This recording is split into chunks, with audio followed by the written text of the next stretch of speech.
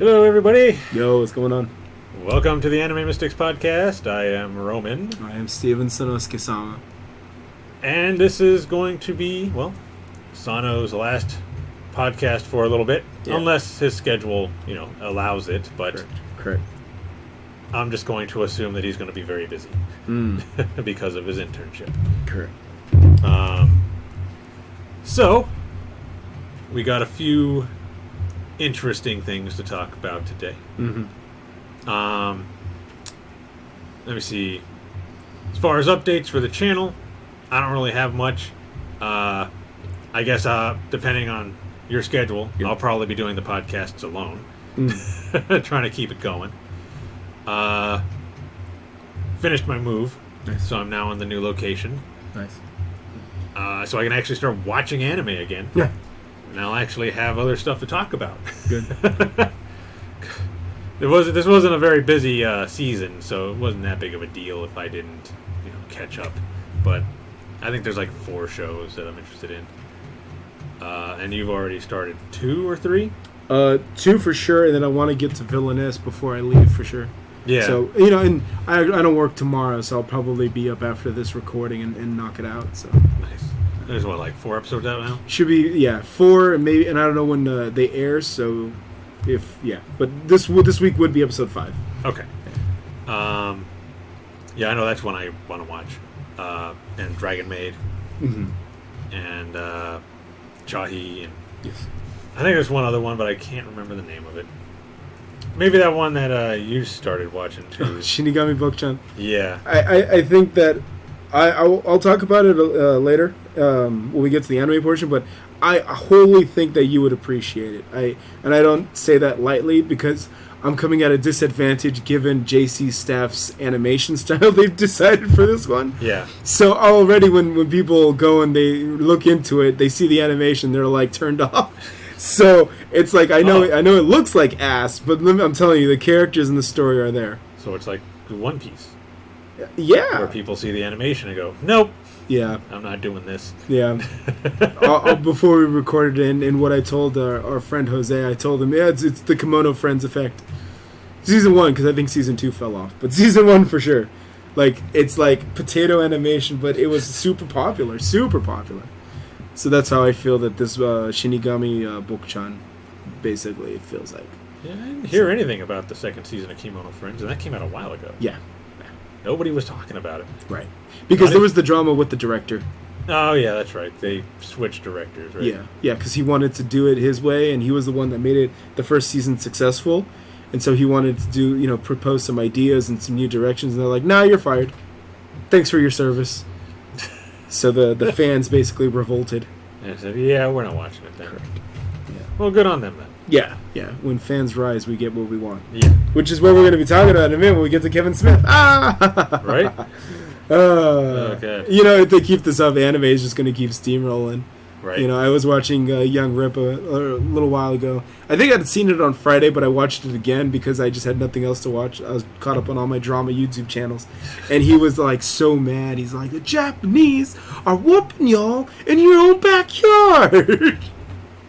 And I'm like, yeah, you got He-Man laughing at, He-Man's Kevin Smith laughing at the fans, and then you got them dropping I'm Not Starfire, which I know I told you didn't respond though, because I think I offended you, but I said that I'm Not Starfire is their attempt at making Watamote. Oh, I might have missed that. Okay. That might be why I didn't respond. Okay, I thought I offended you. How dare you say she's Tomoko? No, but that's an insult to Tomoko. Oh, sorry. That's why I came to that logic, an unpopular chick can't understand why she's so popular, resents everybody that is popular or remotely likable, and it's like, well, maybe if you're not such a dickhead, people might like you. Shut up! I'm beautiful the way I am! And I was like, this is Watamote. She's literally just Tomoko. Change my mind. Well, Tomoko likes her family, at least. It's like the only people she could... Well, a while ago, it was the only people she could talk to. Now she's got a huge group of friends, so... Well, It's almost become like a harem anime. I want you to manga. simmer on that. So when we come back to this, yeah. Okay. Well, because you may have the answers to help out the American comic industry if this is the route they're going to choose to take to emulate manga and anime. So, All right. But let that seep in. I'm glad you told me that because I thought I had killed this podcast friendship. No. It's going to take a lot more than that. I am not Tomoko. I am not Watsumoto. And so, real quick, I wanted to just discuss FGO because, we both play it, and now we're on both servers. Yep. I just started the JP not too long ago already at Shimosa. Nice. But I'm stopped right now because of the Summer 4. Mm-hmm. Right? 4? Mm-hmm. Summer 4 for USA and 6th year anniversary for Japan. Yeah.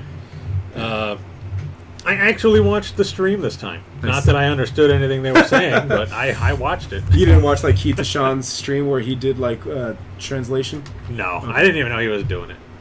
Yeah, because he's weird because he did it on Twitch and he got suspended. Really? Yeah. So I don't know, and I don't know where he was doing. Maybe it was over Discord. Maybe. If you join his Discord and then he shares his screen and all of that. I think that's how he's doing it. We can ask our guy in the Discord for more clarification, but Yeah. he did. I know Keith Deshawn did upload clips of his reactions and whatnot after the fact. So Sunday morning, I woke up to all of that. But yeah, how was it? How was your first Japanese stream? It was interesting.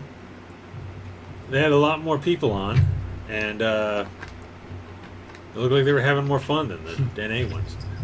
Did you just watch the main one then on Saturday night or Saturday morning then, right? Is that the one you watched? Or did you watch any of the other days? No, I just watched the main one. Okay. Because the link was posted on the Discord. Oh, okay. Our guy put it up there. And Okay. I just clicked on it and it said 40 minutes till the stream. And I was like, alright, I'll wait. All right. But it was fun. See, I think they had they had Ria Takahashi. Yes, of course. Always Mashu. I know they had the dude that does Ritsuka. From the anime, yeah. Yeah, Fujimaru. Mm-hmm. He was funny doing his little drawing of Da Vinci. Da Vinci getting the hand through her chest. When we say Da Vinci, what do you think of? And Takashi is all like, the beautiful supermodel Da Vinci and Fujimaru. He's the same voice actor as Dantes in game. Yeah. And so he's the old Kide. Kotomina Kide right there. Right through the chest. Jeez. Two types of voice actors. Yeah. Man. I don't know who the other person was. Saber. Oh, that was Saber? Yeah, that was Kawasumi. Oh, okay. That was Kawasumi Ayako. Okay. Yeah. Nice. Yeah. What'd you think of your announcements? The announcements? Yeah. Well, after I went on Facebook and found out what they actually were, I knew what some of them were because it basically was like right there. I just couldn't read everything. It was just, apparently they added a new farming node for the 5-star, what are they, embers? Mm-hmm. The level 60. Yeah, that'll be... I figure they had to do that if they were going to raise the limit to 120 for the level. Correct. Which also pretty cool. I guess we're going to need that in the later Lost Belts. Yeah. We only have one left though. 6.3. What'd they say comes out in September? I thought that was this month. Oh, it is this month. I think it was this month. So then, which one was summer in September then? Yeah, summer was September. Okay. Yeah. Because, I shared the thing where they said, they put it on the website about you're invited to the royal wedding, and I think that said August 14th, if I remember correct. Yeah. Well, who's getting married? Castoria and somebody else? Oberon? We'll have to wait and see. Castoria and Nagnaria? We'll have to wait and see. That Oberon is canonically married to Mab. Oh, really? Yeah, that's them. That's the fairy king and queen. Ah. So that's the discussion that we were having in Discord earlier this morning. Me and the other guy. I was like, yeah. When they talked about Oberon, I was like, yeah, he's in Shin Megami Tensei. I didn't find or see his Persona 5 form, but yeah, he's been a familiar, like one of the creatures you can summon, one of the personas. Yeah. since like the original. I want to say like Shin Megami SMT. So he's been around for a while. Yeah. Oh yeah. Okay. Oh yeah. And if you go on that link to the Shin Megami Tensei wiki, you can see all his, different takes from like Super, Sega Genesis, no, not Sega Genesis, Sega Saturn, PlayStation 2. Yeah, you can find his how he's kind of evolved. Yeah. He was even in 4, the one on DS. He was even in there. Okay. He was in Persona 5. I don't feel like pulling out my copy though and showing you, but you can find that on the webs. But yeah. They SMT pronounces it instead of Mave or Mave, Maeve. They just call it Mab, MAB, Mab. Mab. Yeah. So, yeah, but yeah, Mab is definitely in there, and it was so funny because they have Skasaha and they have Mob, so nice. But yeah. Yeah. Yeah, but because I don't know anything about what's going on in the story. I know bits and pieces about Chauvin and Barguest. But that's about all I know. I don't know any specifics about the story, and quite honestly, I almost feel like anything that people would write would probably be a spoiler, but it would probably also be wrong. Right. Like they would probably have like a part right, but everything else would be wrong. Like how everyone was trying to make everybody triggered about the lion guy, and then everyone is like, no, he's actually cool, and it's like, okay, I respect the troll, I get it, but. At the same time, too, it's like I also don't care. I don't have time for this, but yeah. You don't care about this lion. Yeah. I would probably be like, "What's his face in the meme?" It'd be like, "Oh no, they kidnapped Mashu." Oh no. Anywho,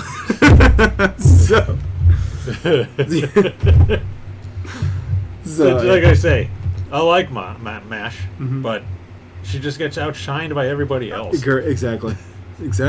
Yeah. That's why whenever they give you the option, they're like, "Oh hey, Maeve, what's up?" And then the bottom option, which is supposed to be technically the right answer, is like, "Oh hey, Maj, what is up?" And like, "Hey, hey, Maeve, what's up? Hey, Maeve, what's up?" It's like that scene in Tombstone. Yeah. Where, what's his name? That guy that Wyatt Earp just made a fool out of at the gambling hall, and he's over with his gun, and I hate my memory so much. So Vincent D'Onofrio is the guy that got slapped by Wyatt Earp. No, it wasn't Vincent D'Onofrio. Okay. It was Billy Bob Thornton. Oh, okay, so yeah, sorry. Billy Bob Thornton. Wow. Yeah. But But okay. it's when I know who you're talking Doc about. Holliday is there, and he goes, "Oh, I forgot you were there. Yeah. You can go now." Yeah. It's like that with MASH. Yeah. Like, "Oh, MASH, I forgot you were there. You can go now. Come on, mate." I hate my memory, God. You're fine. Remember, you always got the web browser open as well. But Oh, yeah. we're men, so we never ask for directions or look things up on Google willingly. Right. So We just make a fool out of ourselves and That's- just let our memory do the work. that's right. That is correct. Did you pick your guaranteed, or who is your GSSR? I got Moriarty. Okay. I was hoping for Ishtar, and he spooked me. Like, serious spook, because they're both archers. Oh yeah. So I saw Archer card, and I was like, oh god, did I actually get Ishtar? And then there's Moriarty. And then right after him, I got Caster Gill. Yes. I think people were saying it was supposed to be like a limited 4-star. Is he limited? Who? Kester Gill? Yeah. No, he's permanently in the pool. As a matter of fact, he's an option for your 4-star ticket. That's weird, because Yeah. people kept saying it was supposed to be a limited 4-star, and I didn't get a limited, and some people were complaining about that too. I'm not complaining. I didn't have him yet. That's really funky. I because that was a new rule. I want to say they established last year that the GSSR will now have a 5-star servant and a 4-star servant, and then like at least a 4-star craft essence. Right. So I got Shadow, Oh, okay. and then I got Summer Tomoe. Oh, nice. So Gamer Girl, and so that's definitely a limited. But then I also got another Percival. Oh, And I had already gotten one when I was rolling for Lily Lot. So I got 2 of them. yeah, I haven't even leveled them yet. Yeah, me neither. Well, no, I did level them. That's a lie. I leveled them because I had all these EXP cards and I had no more room. So I was like, every time I would get like a 1-star card from farming free quests. It would fill my inventory back up, so I just leveled them up. But yeah, now I have all these guys to level. So, yeah, it's... Apparently I never had Parvati, so I rolled Parvati too while rolling for Koyanskaya. Oh, yeah? So yeah, so I got all of the original FSN now. So I got Shadow and his harem. Yeah, his harem. So... Okay. Yeah, I got what was I gonna? Never mind. Go ahead. I forgot. Yeah. No, so I bought the big pack for the GSSR, and then I got Shadow, and I was like, cool. I wanted Loli Lot, but whatever, it's fine. They said he's good. It's just I don't. I have Ibuki and all that, and he's single target, I believe. I think so. Yeah. So I think I've used him once as a support. I think he was single or whatever. Okay. Yeah, I mean, I don't have anything against him. I was telling our friend Jose though that because he's a legit like Fate Stay or like OG Fate Stay fan. He loves Saber, and unlike y'all, he loves all Sabers. Doesn't matter. It's like if it's a Saber face, he loves it. And so he was like, I told him I got Shirdo and how I always thought Shirdo was a putz. I think the Heavens Feel Shiro is like probably the best version, but even then, that's kind of just like 2 steps up. I don't know. It was just bothered me how he just wouldn't let the girls work. Right. It's like, I'm Tosaka Ren. I come from a legit magician-based family. I know I can carry myself very well. No, don't do that! Let me jump in the way, and it's like, what are you doing? Stop being an idiot. God, what are you doing? You just found out you could use magic. And you can't even use it well. Yeah. And this chick's over here been trained by Waver. And it's like, come on. So yeah, that just kind of bothered me. And it was in Unlimited Blade Works and in Stay Night, the original with Saber. Yeah. Except this time it was him jumping in Saber's way, and it was like, dude, bro, let her work. It's King Arthur. Yeah, let her work. She can handle herself. Oh my god. So that just kind of annoyed the piss out of me. So. But, yeah, like I said, Heaven's Feel was a little bit better because he was willing to let others kind of take care of him and give a little of himself and earn a lot in return. So I was like, there you go. You're doing good. He still got outshined by, like, just about everybody else in there. But now I understand why Emiya Archer wants to, like, kill himself now. The Chunibyo phase that he was going through. It's too embarrassing for him to handle. Right. It's like, I don't know. Like, I never really liked him because I saw the original. Yeah.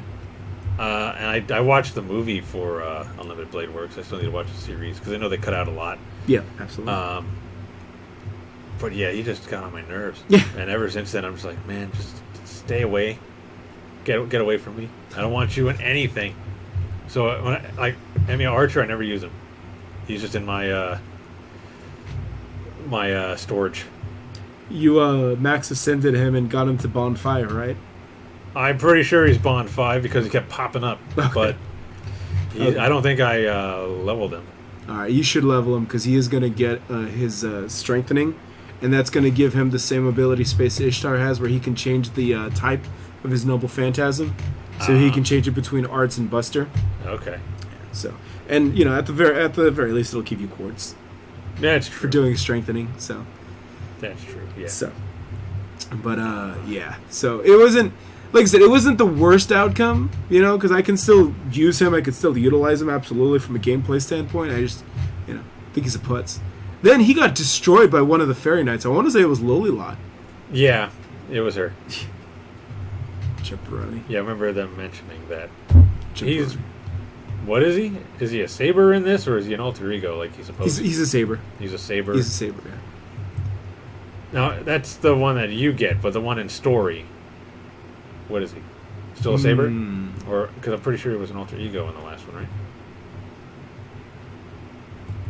I want to say yes, because he popped up in Atlantis, or popped up in Atlantis, and I think he was one of the alter egos. Yeah, I want to say he was. Okay. Yeah, because everyone thought, oh, you're going to fight him and all of that and this and that. So. And now he's helping you. Yeah. Because he can't do it on his own. Correct. Again. Oh, yeah, so go figure. Big surprise. But yeah, Yeah. Funny enough, was I talking to you? I know I was definitely talking to the FGO chat, but I was concerned that Chiwa Sato, the voice of Tamama, was like, she hasn't come back, she hasn't done any voices and anything like that. And I was like, damn, what the hell, man? And then they dropped Vichan as Koyanskaya, and I was like, there she is. But everybody, they had done the hand thing where they're like, look over here, it's gonna be Oberon. He's the king, he's the Lost Belt king, and he has an in-game sprite with stats and moves and all of that. He's not just a generic giant ghost. Yeah. So yeah. So yeah, but she's fun. I need to change her back into her assassin outfit because that's just the best outfit. Period. Which one's the assassin one? The black one, black leather. So the first ascent. Yes. Okay. The default. Yes. Yeah. Everything else is just just bells and whistles. But yeah, and her animation where she's like sniping from the plane and everything. Yeah. And then her NP is literally Metal Gear. Yeah. Pink Metal Gear. But yeah, it's fun. It's absolutely fun. But yeah, other than that, in terms of like gameplay and all of that, they didn't really change a whole lot. I still don't know what those coins are for. To help level up to 120, and I think there's some kind of passives you can add to the characters now that you need them for. Okay. Like passive skills and stuff like that. Okay. At least that's what I think the dude on Discord was saying. All right. He would know more. All right. I was looking it up to farm a little bit before we started recording, but I didn't look into the coins yet, so I'm still like, I don't know. I just got a bunch of these coins. I don't know what I'm doing with them. Right. But yeah. And I think like the very next day, somebody 120'd Saber. I'm sorry. Well, I mean, no, like all those coins are unique to her, so that tells you how many he's gotten and how much he probably bond 10 to her and everything. So yeah, like how are you supposed to get them? Like I know they give you some. Like they gave me some for every servant that I had that needed them. You get some for summoning. You get some for leveling bond, and you get some, I believe, for hitting certain milestones. Okay. Like skill leveling and whatnot. I think. So basically, the ones that give you were like back pay. Correct. For what you've already done. Correct. Okay. Yeah. Like I said, I need to do more research into the coin system, but everyone is. They just updated the wiki today because I was trying to look yesterday. I'm like, what are the quests? What I got to do? But they hadn't updated, and then today they had updated. So, the coins thing. Who are you going to pick for your 5-star ticket? I already did. Who'd you pick? Mabe. Oh, yeah. Mab. Yeah. I mean, it was difficult, though, because I wanted... Like, all the writers are good. Yeah. I could have gone with Drake, because she's, she texts everybody. Correct. I could have also gone with Quetz, because I like Quetz. Ozzy, really good, too. But I went with Waifu. Waifu over meta. Yeah. I mean, Quetz is waifu too, but Maeve kind of edges her out, personality-wise and all that. Not that I don't like Quetz's personality. You just like that secretary story, that's all? Yeah. The office ladies. Pretty much any little side story I see, I like her in. She's fun. She's a fun character. She certainly has that spoiled rich girl laugh. Yeah, Maeve's great. So, yeah, I chose her. Because I needed a good writer, so. I mean, I have Da Vinci, but I don't know. Even when I use yours, she just seems like underpowered. Well, she's meant to be a looper. Yeah. So you really need to wait to get those like triple arts cards. And then also I don't have her on MP2. I don't have her MP2 on both servers, but I don't really think that it matters because I've had no trouble looping with her. But yeah, it's yeah. Okay. I don't know. I like somebody to do a lot of damage, so. Yeah, she can do a lot of damage over turns, spread out. So, but it's not going to be like one giant burst damage now. Okay. It's definitely meant so you can loop, and then by the time her skills turn out or run out, either they're dead or they're almost back up. So. All right. Gotcha. Yeah, I'm not good with any of that. Buster meme, huh? Just when you see red, just hit it. Right. Like a bull. Yeah. Just until they're dead. Even though bulls don't really attack the red, the color, it's more the movement. But whatever. You get what I mean. Absolutely.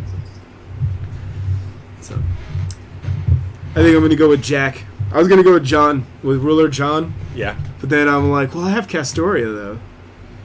And I'm like, I don't really... So I think I'm going to go with Jack. I said on Discord that I don't have a single target, like, assassin, but that's not true. I have Li Shuen, but he doesn't count. I'm sorry, he doesn't count, man. So I think I'm going to go with Jack. Okay. I think Jack, people don't understand how game-breaking she is. You know, I mean, she's still really good. Yes, absolutely, and like I said, she would almost be like a character you could take into any boss battle. You know, even if it's against the caster, because that what is it? The third skill? No, the second skill. The second skill just removes all buffs. Just removes buffs. So even if you got someone that spams evade, or they start the battle with invincibility or some shit, just remove that, cut that shit out. Yeah. And she has low cooldowns on like all her skills. Her heal at level 10 has like a 4 turn cooldown, and you can get 2,500 hit points back. So I mean, it's like, yeah, her same thing. I think all her skills are like 5 turn, 4 turn cooldown. So it's just utter destruction. Yeah. So. And the rate that you get triple quick with her, I don't know if it's just the fact that it's Jack, but you get those triple quick cards so many times. It's like, wow. So, hashtag keep pants off Jack. So if that's my recommendation. If you haven't used yours yet, you don't have Jack, and you're like, I have Waver, I have Tamamo, Jack is just too game breaking. So, because everyone's always like, supports, always, get my thing up. So it's like, Jack can loop. Again, when you do those 310, her NP is quick as well, and then you get the other 2 quick cards, your stars all come back. Just do it again. Stars come back in her NP. Yep. Like, yeah, right, almost right to the top. Yep. Get a Scotty in there, and you just loop right away. Yeah, it's over. It's just utter chaos. So, keep pants off Jack. Yeah. So that's who I'm probably gonna go for. I think I am. Yeah. Cool. Yeah. Because Castoria could basically do what Janu already does. The party wide invincibility and the buffs and the healing and the attack up. So it's us. She can stall. Yeah. I don't. Yeah. I need to level her too. I haven't really leveled anybody in my JP account. Like, I went through all of the first 7 singularities. Yeah. With most of my servants at like level 50. There you go. And I mainly survived because of support characters. Yeah. Even the remnants, most of them have been at like level 50 because I don't have the ascension material. Oh. Like Fairy Tristan, she was at level 50 forever, like until recently, because I finally was like, I'm going to farm these stupid medals that you can only apparently get in Camelot. Took me like a couple hours just to get 3. Yeah, they have terrible drop rate. Because when Camelot came out, we all needed them for Lion King, and it was like, yeah, we were there at that throne room farming. Yeah, it was a bitch. Yeah, but now she's level 80 now, so she's good. I just need to level up Carmilla and my Anastasia because she's level 60 now. Nice. But again, I need the materials, so whenever I get the time, I'll actually farm materials. But I'm trying to get through all of the story first. Mm-hmm. But I don't know how easy that's going to be with my character so underleveled. I mean, once you get to Lost Spell, you have those prisms. I think they're still running, so those basically act like quartz or like your command seals. So you can use those to continue.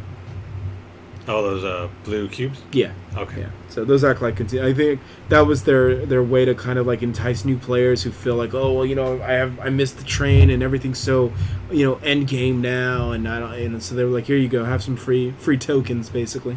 So. Okay. Yeah. Yeah, I'm wondering what those did. Yeah. Yeah. They're an option if you get game over. Nice. How are you in Vegas? Vegas. Let me see. Like I said, I just beat. I think we talked about this outside of the podcast, but I just beat Nito Chris. And just moving on to whoever the next one is. I don't know who it is. It's probably not Chan. Was she going to be second to last? I cannot recall. So no, it's her and Melt next before Bunny King. But I don't know which one I'm going to have to deal with first because I haven't gotten that far in the story yet. Like, I'm pretty sure I can. I just got to unlock it. I don't have the 65 million QP yet. But once I do find out. Yeah, I got like 45 million. Yeah, 45 million. Click on the hotel real quick. Yeah, I need to... So does it say, what date does it say? August 2? August 1st. So that was Okay, yesterday. that opened yesterday. That opened yesterday. So then there might not be one today, there might be tomorrow. But whatever. Oh, one that unlocks? Yeah. Okay, yeah. Yeah, I just need to figure out who I'm going to have to deal with. But, trying to get through it quickly so I can get my my Hokusai. Because I already leveled her. So I don't want to lose her now. I've already put the time and effort into getting her leveled up. I mean, there's like, what, 2.5, almost 3 weeks to do all this, so... Yeah. Yeah, right now I only have 11 quartz, so I can't roll, really. Once I get paid, I'll put in a 80 pack or whatever, but... Get that Bunny King. Get that Musashi. Because Bunny King's not out yet. When does she come out? Next week? Monday, yeah, with the final story chapter. Okay. And that'll also be the final chapter to make OA permanent. Nice. So that's going to be Banner 2. Yeah. So I think we're both at the same spot too. So, yeah. All right, cool. Yeah. All right. Well, I'm glad that you joined the JP train. Like I said, I don't know what your take on it is, but I just kind of treat it as the beta test server, try things out, and then when it comes out in USA, it's like all optimized, And it's always different because I was on JP using like someone else's car, Mila, or someone else's like Burnhild Berserker, and now I have like my own, not my own Burnhild Berserker, but like my own car, Mila. Yeah. And it's like, wow, it's different. It's a different take. Like, I feel way more in control. I feel more knowledgeable, more like boom, boom, boom, boom. So, yeah. Definitely. Yeah. I'm looking forward to when we get to Lost Belt 6 so that I can get these servants again. Right. They're pretty good, actually. Yeah. Absolutely. They definitely get better because they realize that people are sticking around, people are still playing, so they're making it more worth our while. So they have to get more and more creative. Yeah. Yeah.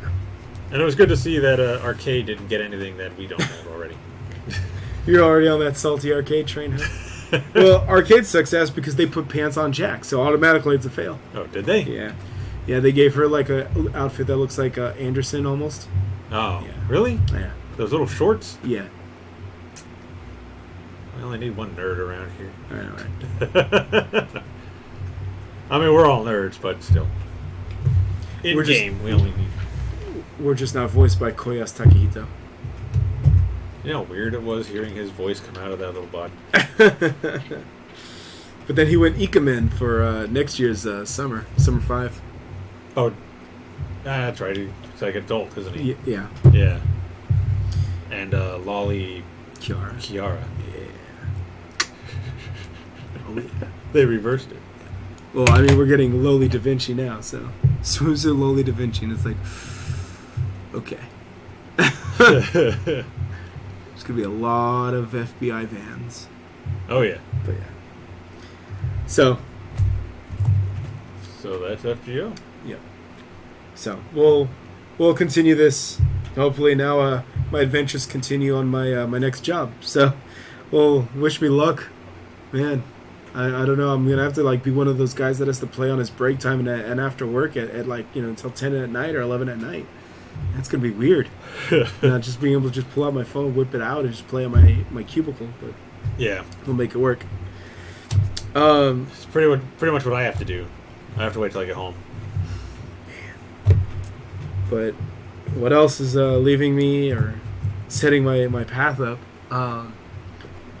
So let me ask you this, because we're gonna talk real quick about the Kevin Smith debacle. Right. I don't like using the word situation, but debacle. Are you a He-Man fan?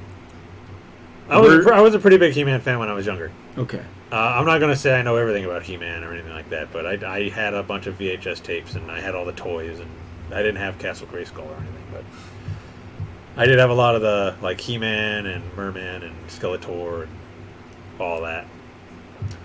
What did you see the Netflix version? I did not watch it. Okay. I just watched a review. How was the review? Was it, like, how was the tone of the review? Or, yeah. Well, he sounded disappointed, but said it was an okay series. It wasn't great. He definitely would have probably liked it more if Kevin Smith would have just came out and said it was about Teela, instead of like all the trailers and the posters and everything showing He-Man like everywhere, just to draw on all those old fans, just to pull the rug out from under them. But he said it was an okay series. It wasn't great, but and he wouldn't watch it again. But it was okay. Nothing special. I think that tone that you just described is literally the most generous interpretations people have given it. Yeah. That at best, it's just dead in the middle average. Yeah. Like, and there no one has ever like gone beyond or above that I've seen or read. Right. No one's been, oh, it's the best. I love this show. I can't wait. No one has been super hyped, super excited, super like, oh, I love the decisions. He's made all the right calls. Yeah, at best it was, well, I liked the animation. That's pretty much the same. He said, yeah. The animation was great, but it's the same people that did Castlevania. Correct. And they did a really good job animating that. Which was funny because the last week on just Discord, I was talking with some homies, with some friends about it. I said that. I was like, I did not like the Castlevania writing. Everybody loves Castlevania Netflix. And I watched the first season and I was like, this isn't funny. I was like, why would the Belmonts resort to dick kicks? What's up with the piss jokes? I was like, this isn't Castlevania. What the fuck? And Castlevania 3 opened with Trevor kneeling in front of the cross. He was literally praying for guidance. Why would they start the whole thing with him at odds with the church? I was like, what? So it just meant like it was definitely supposed to be for 2020 or 2018, 2019, edgy, cool, like, I don't need anyone's help. I do all this. Dick kick. Get it? Because it's funny. Punching him in the dick. It's like, oh my god. Butters, you don't shoot him in the balls. You don't shoot him in the nuts. What's wrong with you? God damn, don't shoot a man in the nuts. Yeah, but you can kick him. It's so dumb. That's seriously what turned me off. And I felt, like, oh, I'm taking crazy pills. But then AVGN said the same thing. He's like, it's cool, I guess, but it's not my Castlevania. I was like, exactly. What? So yeah, so I gave up. I know, and people were like, "Oh, it gets better." Then they said like they fell off a cliff on the very last season, season 4, and all that. And I'm like, "What?" Yeah. I heard good things about season 4, so I don't know. Who I don't know. Don't take my advice on Castlevania, man. I'm the outlier here by not liking it. I'm the outlier. And I come to you saying that Symphony of the Night is my favorite game of all time. Of all time. And even I admit that there has been no foundation of quote-unquote good Castlevania storytelling. You know, when Symphony of the Night came out in '97, it was a meme. You know, what is a man? Nothing but a miserable pile of secrets. Granted, it didn't dawn on me how cheesy that was. I just fucking thought it was hilarious. It's just great, and the gameplay was amazing and all that. And the fact that it had voice acting to begin with. Yeah. Granted, when Dracula X Chronicles came out for the PSP, almost like 10 years later, they updated the writing, and then they put in Japanese voice acting, which was Okayo Ryotaro versus the voice actor of Cell, Norio Wakamoto. So, and he stayed as Dracula all the way through, like, Kojima's version, so from, like, 97 until, like, 2010, he was their voice of Dracula. Also, M. Bison. Capcom's M. Bison, ever since Street Fighter Alpha. Oh. All the way to now, Street Fighter 5, he's still Bison. Nice. So, Norio Wakamoto is Dracula and Bison. But yeah, it was, and Okayo Ryotaro is Muzan from Demon Slayer. And in FGO, he's also like, what's his name? Rome! Oh, And, Romulus? and Caesar, and Phantom of the Opera. Oh, okay. So- If you would have said, like, Spartacus. No, that's Arash. Okay. Arash is Spartacus? Yes. And Gills. And Gills. Yeah. He's the one that's always like on our live streams for FGO USA. Okay. Yeah. Nice.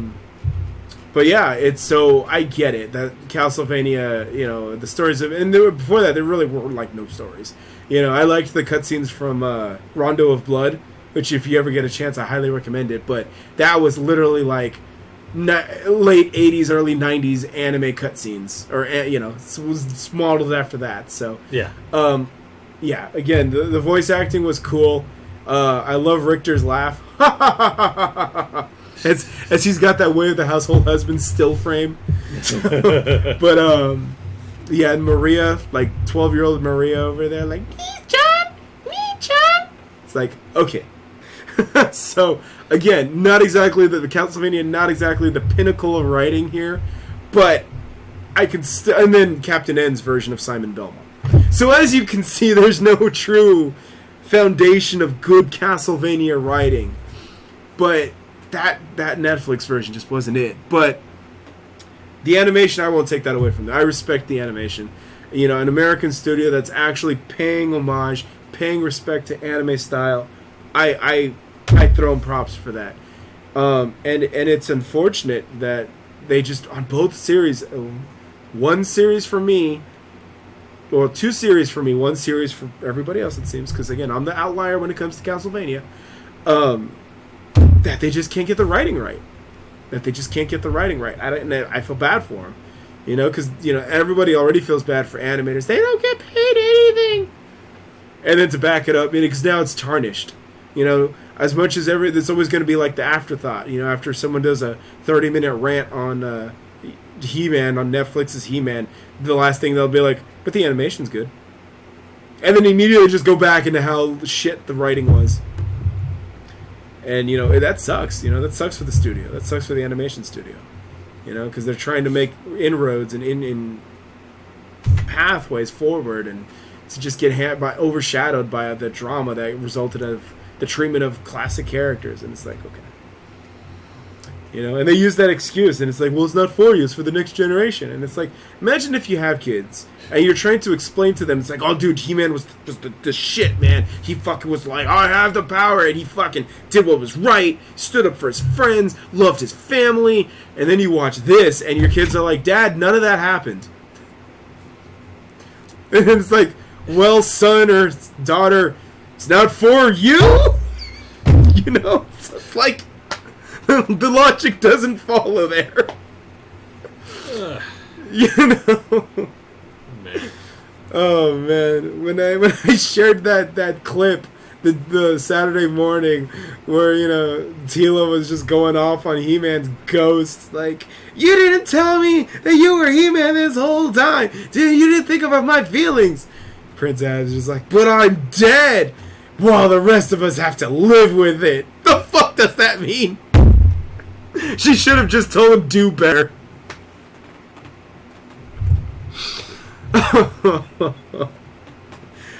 Oh, man. Man, oh man. Yeah. Do you have any interest in watching it yourself?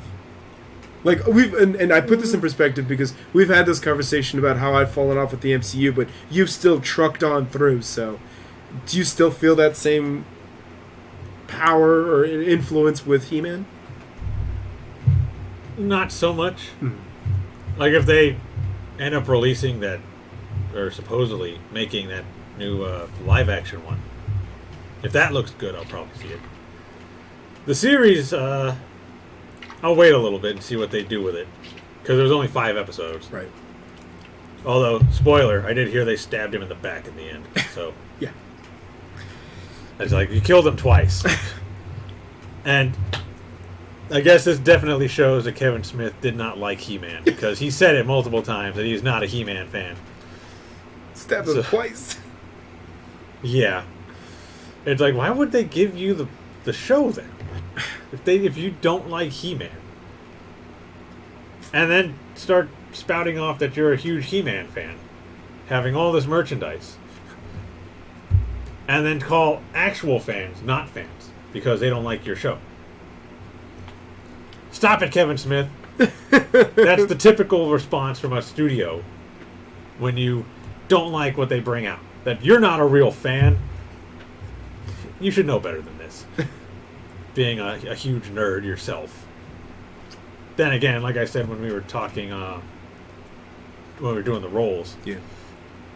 I mean, he says he's a huge Star Wars fan, which you can see, but he just seems to like everything they bring out. And if it's bad or not, he just focuses on the good. And it's like, you know, there were some bad things about this, right? To give a little bit of context, when we were rolling on the Las Vegas Banner 1, and we were discussing the Kevin Smith thing with, a couple guys from a couple of my friends and FGO players as well. And yeah. We that's what we were talking about, and that's what Roman's referring to. Right. Yeah. Because we talked about it then as well, and yeah, he's. I mean, don't get me wrong. I still like Kevin Smith's movies. Well, some of them, the ones that I've seen. I still have to watch Jay and Silent Bob reboot.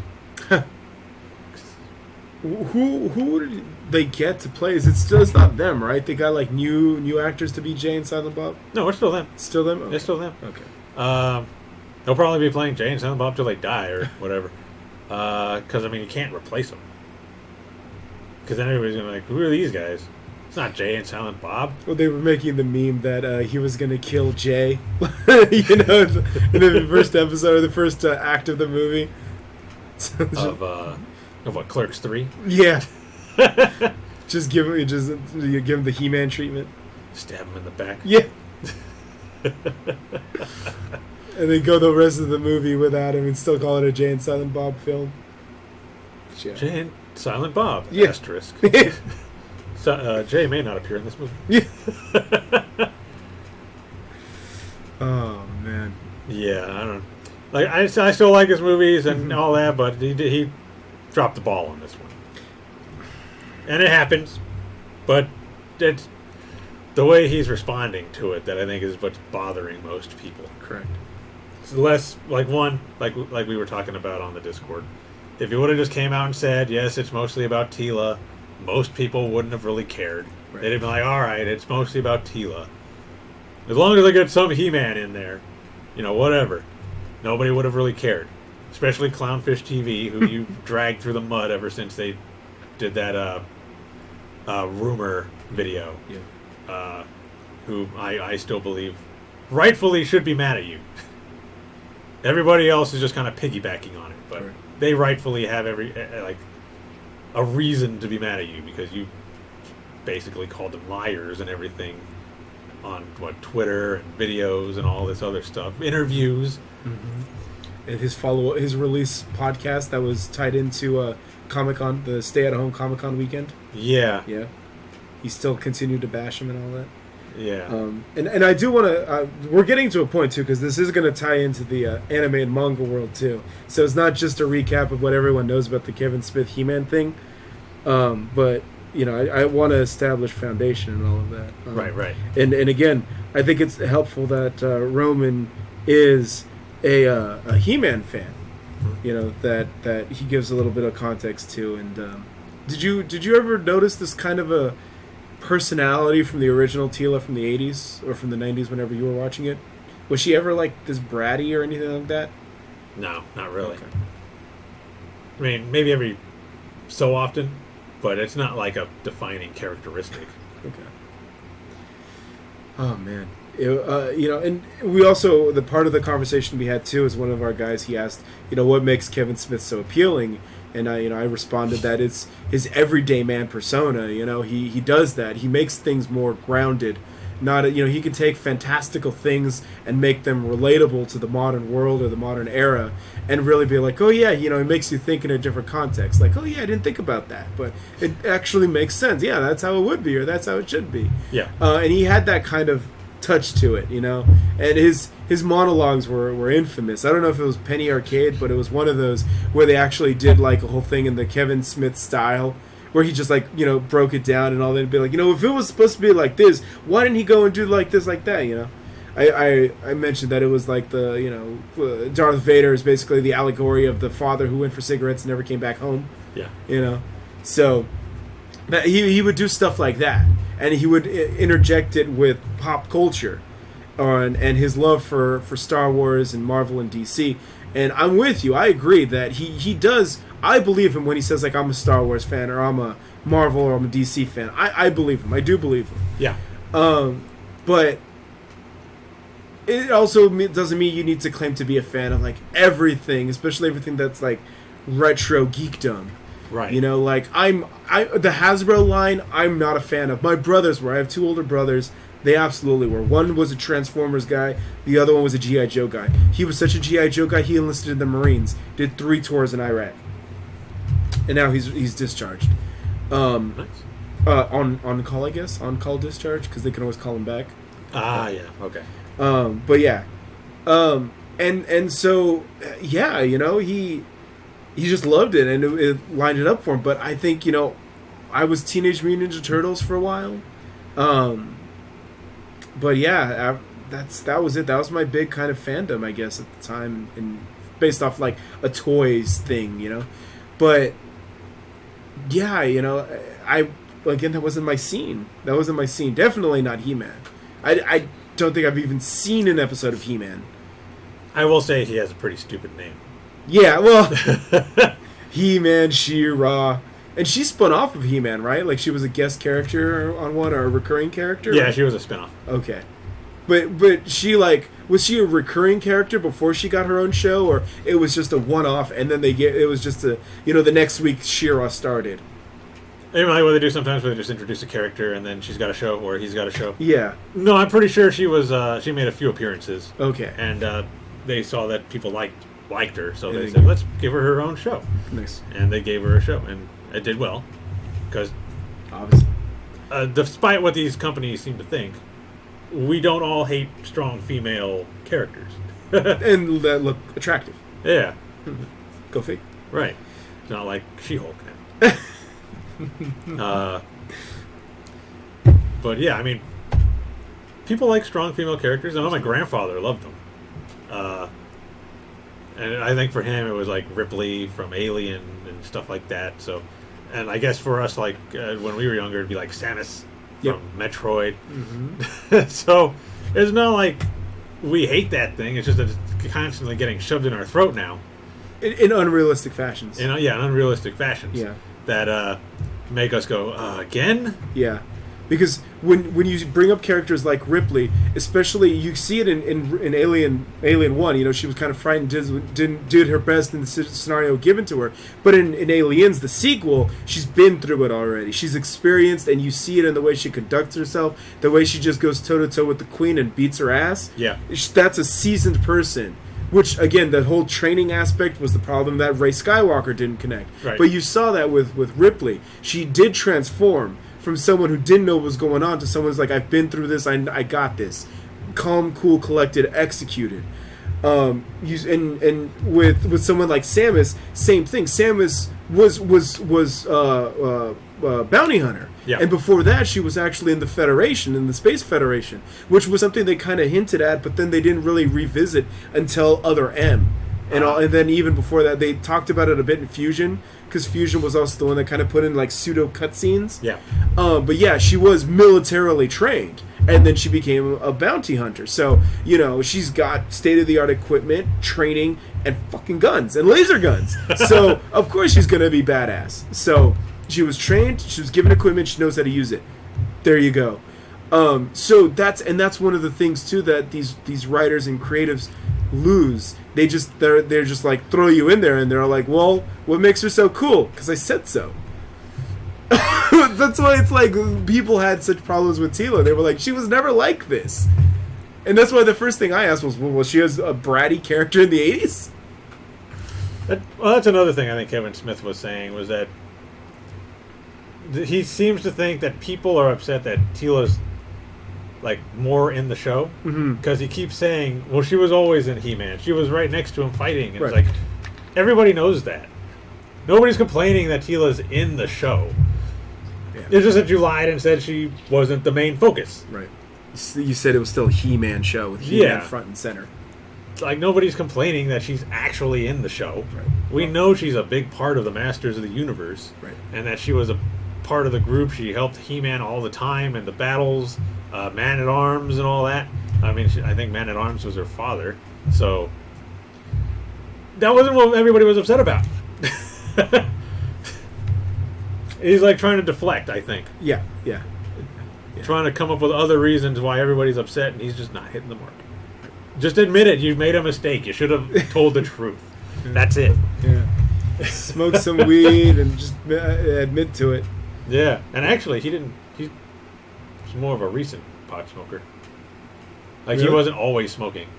Wow. Like, ever since Clerks. I think he just started in, like, around Clerks 2 or so. Wow. Because I remember when he was doing Zack and Miri Make a Porno. Uh-huh. Because I saw this in one of his Evening with Kevin Smith DVDs, where he was talking about this. And he was making that movie, and he had Seth Rogen on there, and Seth Rogen wanted to smoke with him. Wait. Kevin Smith directed Zack and Miri? Yeah. Wow. See, I didn't even know that. And I thought that was still like the 40-year-old virgin guys. no, in another one of those things, he said it was basically him trying to make an Apatow movie when he should have made a Kevin Smith movie with There it is. those characters. There But it is. No, There it it was is. it was more of his take on an Apatow movie. All right. So I wasn't completely wrong. Yeah, he was trying to cash in on the Apatow craze. Yeah, so there it is. That's why I was. yeah, Okay. but yeah, Seth Rogen wanted to smoke with him when they're making the movie, and he's like, "Well, I don't really do that, so maybe just tell him after the movie we're done with it." And after that, he's like, "Okay, well, I guess I could smoke with him." And he told Seth, "Okay, yeah, well, let's go smoke." And it was about time, And he goes, "What took so long?" He goes, "Well, I don't really smoke." And he goes, "Well, you make all those movies." And he goes, "I mean, I know a lot of potheads, so." So you're saying he's been lying to us for a while now?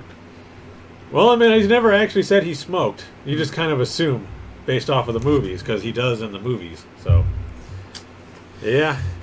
When do the lies stop, Kevin? Oh man. So I'm with you, man. I still like Dogma. I think Dogma was my favorite movie of him. Dogma's great. And Chris Rock is Jesus. So like Rufus, I think. Rufus. Oh, the 13th apostle. Apostle. Yeah. Jesus. Well, Yeah. Jesus, apparently, according to him, was black. Yes. Yeah. Yeah, we got these two things I call feet. We used to use them all the time. Went everywhere with them. So yeah. And then even George Carlin. George Carlin was in there, and it was like that. George Carlin, again, very popular for being the everyday man. He brought that normalcy to what his routines, and he was in Dogma, and then he was also in Jersey Girl. Yeah.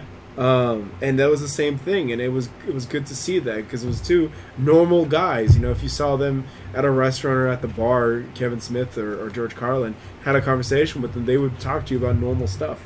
nothing out of the ordinary, Right. Like, you'd be able to be like, yeah, that's right. And that's, again, what made him and George Carlin relatable. And I assume that's what made George Carlin go and sign up for some of Kevin's movies. But, that's why you don't see me try to go and rewrite Star Wars or Lord of the Rings, because that ain't my cup of tea, man. And I'm not going to tell people that are knowledgeable, this is what you should do and all that. Be like, look, what if we took Legolas and gender bent the motherfucker, and then we give him big titties and pink hair? So, I would never do that. I would never, ever do that. And I know Roman's like, what if it was for a big sack of gil? Big sack of yen? I still wouldn't do that. Because the price would be paid in my reputation. Give you 1 billion pesos to do it. Ooh, there's a lot of pesos. That's a lot of pesos. But how much is that US? Yeah, exactly. $1 million. Yeah, because like you're seeing with Kevin, man. Now it's like he's done. Like, no one wants to work with him. Good luck with Clerks 3. Are they ever gonna buy his merch or anything? It's a mess. So, and then they even showed that Netflix lost 500,000 subscribers after he went on the podcast he did during Comic-Con. He was saying that, Netflix supports me. They're all about it. And they said, Kevin, would we have ever signed off on this? Would we have even put it up if we knew that this was going to be a problem? So, yeah. I mean, it's no different than Disney. Disney lost also. Like, Disney didn't hit their sales goal on their last annual shareholder meeting. And, they were really banking on Disney Plus, but, yeah, Disney Plus didn't hit the mark, so, and they still, I mean, Disney Plus is relatively new. Mm-hmm. But also, it doesn't help that you want to charge $40 to watch a new movie. Yeah. Yeah, well, if I was going to spend $40, I just go to the regular theater. Right. To get my popcorn and soda. Right. you are correct. You're correct. And yeah, this ties into what you were saying, his reaction and taking it out on the fans and questioning the fans and their loyalty. And it's like you're questioning the loyalty of the people who took their Netflix and gave you, 2.5, 3 hours of their time to watch your thing, didn't like it, and then you insult them for it. It's like, yeah, that's... You, a person who doesn't even like He-Man. You're right. Insulting He-Man. Yeah, that's ballsy. Very ballsy. I mean, at least when the guy told you to go die for liking Amelia, at least you guys were both ReZero fans. Yeah. So you can understand his sentiment. It's like your waifu cucked his waifu. So I can understand that frustration. Right. But this guy, I'm not a He-Man fan, but you didn't like my interpretation of it, so suck my balls, for lack of better understanding. Yeah. But yeah. I'm sure Kevin would say that too. He's not against saying things like that. Hey. I mean, maybe not to the fans, man. but in his mind, he's probably thinking all this. Yeah, he has to be very politically correct because, like you said, let's see if he throws this stuff in Clerks 3. Yeah, I want 10%. Actually, you brought up a good point. We're going to get to something kind of like that. But yeah, it's something in a topic that I discovered this weekend. Okay. But yeah. Yeah, and the meme that they made on Twitter, which was the Father, the Son, the Holy Ghost, Ryan Johnson, was it Dr. Neil Druckmann from Lost of Us 2, and now Kevin Smith, the Father, the Son, and the Holy Spirit. I was like, it's not a trinity you want to be a part of. So, yeah. But, I say this because the same thing I said about Druckmann. He won, the Video Game Awards and, the Golden Joysticks and all of that. I would have been, just like what I just said about Suck My Balls, I told you that. I would have had both of those trophies, and then I'd have been like, hey, do y'all know what 2 Video Game of the Year awards look like? Like that, and trophies in both hands. Both middle fingers raised. Been like, you're sitting there, I got paid, who's winning? Oh, and I got a sequel coming out. Granted, probably no one's going to buy the sequel, just like no one's probably going to come back for part 2 of He-Man or Clerks 3, but at least, I've made enough that it won't even matter. Yeah. He made Netflix money. He admitted that. He admitted he got the check and he cashed it, and Netflix doesn't care. He doesn't care. So, there you go. I'll probably still watch Clerks 3. I'm not even going to lie. I hope that you do, and I hope you can come back and give me a summary on what was in it. Although I probably won't go to theaters. That's fine. It'll probably be on TV, and I'll just watch it. That's fine. That's absolutely understandable. I know that was one thing he brought up once when he's like talking about he'll make a movie and it'll get like $30 million, which under the budget, and everybody will be like, "Oh, thank God he's not going to make any more movies and this and that." And he's like, "It's not how it works." He goes, "I might not get the money back from the theater, but I make all the money back from my DVD sales and the merchandise. Right. So that's why I'm still able to make movies, because I make the money back other ways." Right. Which is funny, because we had Sakiel. She used to say that she's a huge buy the DVDs, buy the Blu-rays, support the industry. Yeah. And I'm quite the opposite, where I'm like, I won't buy the Blu-rays, I won't buy the DVDs, but I'll buy merch. And they keep saying that doesn't count and all of this, and I'm like, I will have an art book, I will have a figurine, I will clearly have a Nendo, but the DVDs I will never watch again. I just won't. I just won't. I don't know. I just don't pop them in there. I'm not that guy that leaves it running in the background, because at that point I just throw on YouTube or Twitch or something and have that playing on in the background. But with the DVD, you got to go back and grab the controller, the remote, set it to repeat, or it'll just sit at the menu and you're not even there, and then it's like, why this isn't even playing anymore. It's just a hassle. Yeah. But I will always buy merch. I will always buy any other kinds of merch. And that's the thing. And they tried to downplay that, saying, "Oh, that doesn't count. That's not it. That's not how this works." And I was like, "Of course, that's how it works. How do you think people like Mattel, the Hasbro's, and Disney's? How do you think they've made their empires? It was always on merch. It was always on merchandise. It's like, if anything, those movies and TV shows were meant to push the kids into KB Toys." Yeah. Sorry for your wartime flashbacks. And Toys R Us, and now it's Target, Walmart, Amazon, Mm-hmm. But yeah, that's the whole concept. It's not because they're out to make world-shattering stories. They're not here to make Shakespeare or Tolstoy. They're here to get the kids to go nag their parents into the He-Man figure. So yeah, we'll see how those sell. Well, now I don't know if you saw this morning too. Another one part of their update is they said Tila's design was inspired by Korra. I think I did hear that. Yeah. Did you get that vibe? No. Korra, I haven't watched Korra, but I've seen what she looks like, and I don't get that vibe from Tila. I get the what is that chick's name from The Last of Us 2? Abby? I get kind of that vibe. Yeah. Not Korra. You're insulting Korra. And I don't even watch that show. I didn't even watch Avatar either, so that's not because it was a female lead, just so you know. Now that you remember that it's Korra, now we have to call her by what you've dubbed her true name is She-Hulk. She-Hulk. Tila is the new She-Hulk.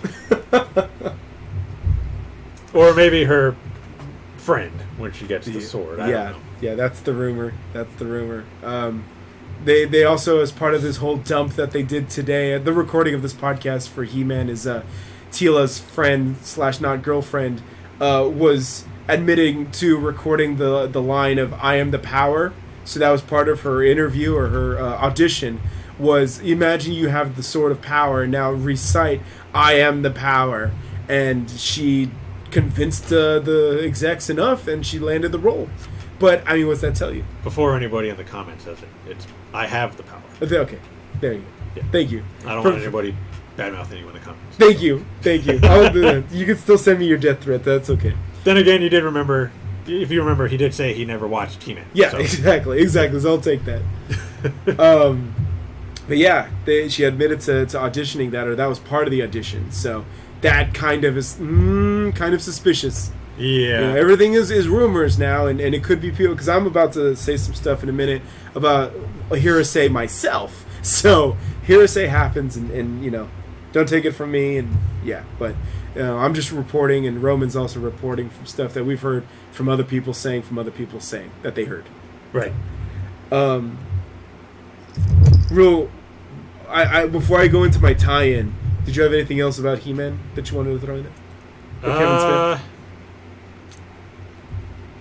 I was kind of interested in watching it at first, but because of this whole thing and hearing all this stuff, it just kind of turned me off of it. So I think Sakiel wrote on Facebook like the same thing. Yeah, and she's like, she was a He-Man and a Kevin Smith fan, and because of all the drama and his treatment of the paying customer, she's like, I'm good. Yeah, but again, we'll see if the second season comes out. We'll see how it does, and maybe it'll get me to watch it. But for now, I'm not gonna bother. And I'm not trying to black pill you at all. But in one of the same videos, maybe even the same article, they were talking to this is another YouTube commentator. Yeah. That the animation is done, so it sounds like it's all set. Nothing can be changed. So they just got a voice act. No, I think it's literally done. It's printed and everything. Oh. Now they're just waiting for it to go live. So they're just waiting for the release. Correct. Okay. So in other words, they can't go back now, and they've seen all the backlash, and now just be like, no, redo it. Unless they will do it, but then that means you have to call everyone back into the studio, pay them all, do it all. Yeah, and it doesn't seem like Netflix is that interested in doing that. So we'll see what they do. Netflix barely wants to give us a show a second season. So they barely want to animate Adam versus Zeus. Right? Too soon. Still people complaining about that. See it all the time. Our friend Jose, too, I was talking about my issue with Bernheld saying fuck yeah. And he's like, well, you got to imagine that it's in the context of North American fans. Because, sometimes they take liberty to connect more for us. And I was like, I don't want that, though. I don't think that was appropriate at all. And he's like, we all know that she means yasha, but then when you see the subtitle that reads "fuck yeah," it's just kind of like.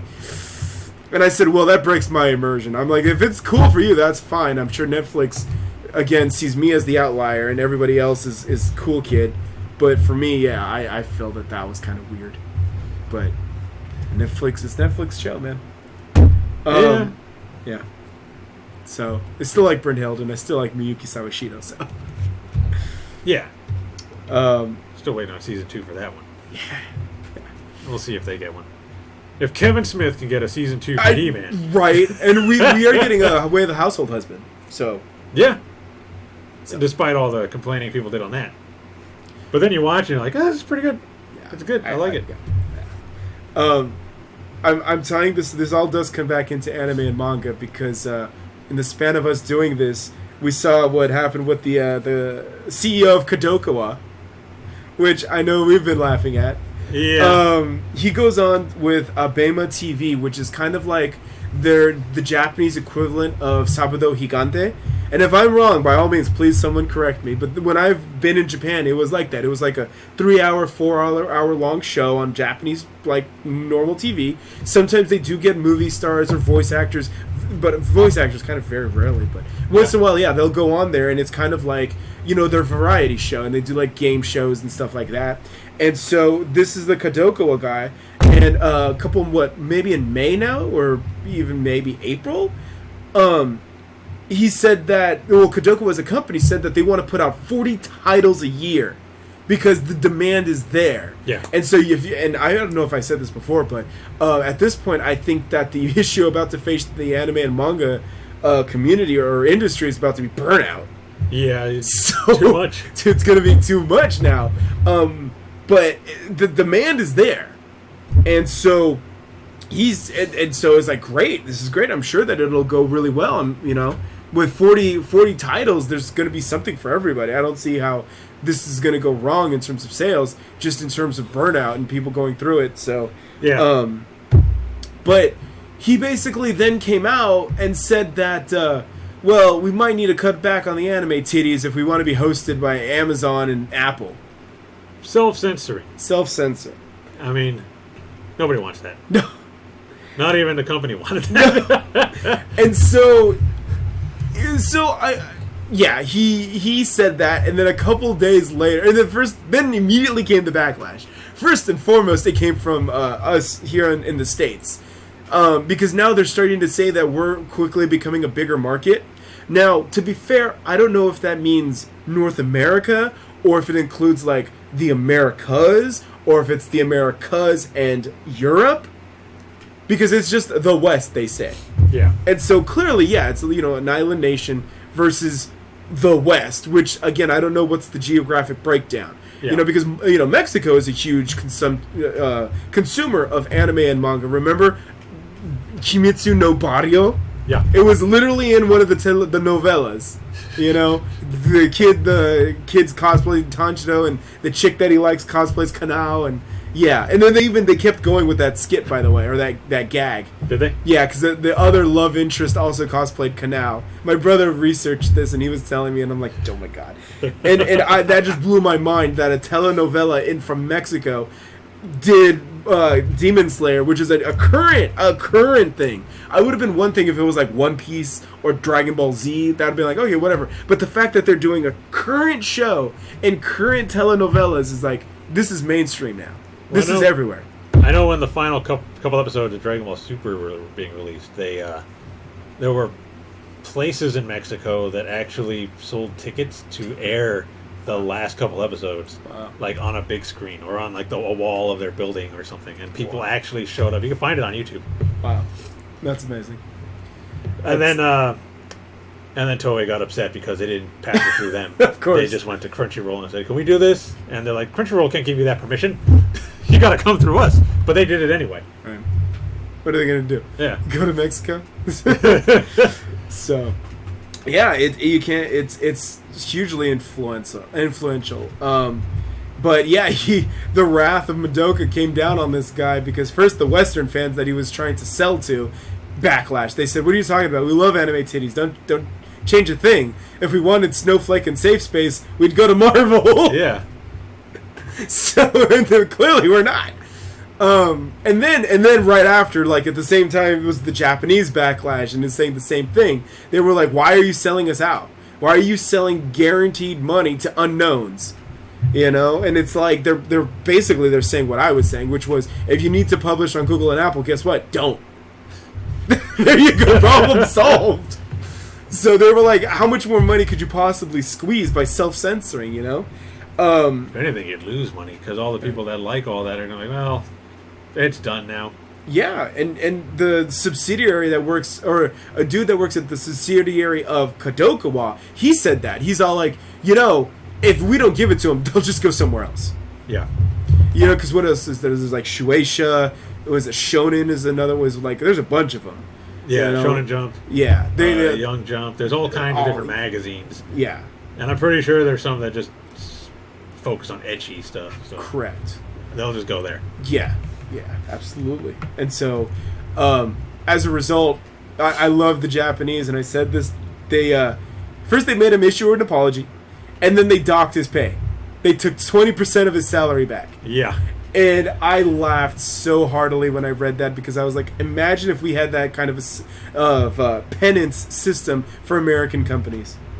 How much crap would be cut out if they'd be like, look, if you go and make us look like a fool, we're going to take your paycheck back. How much crap would not have made it out in the public if they just, like, had that?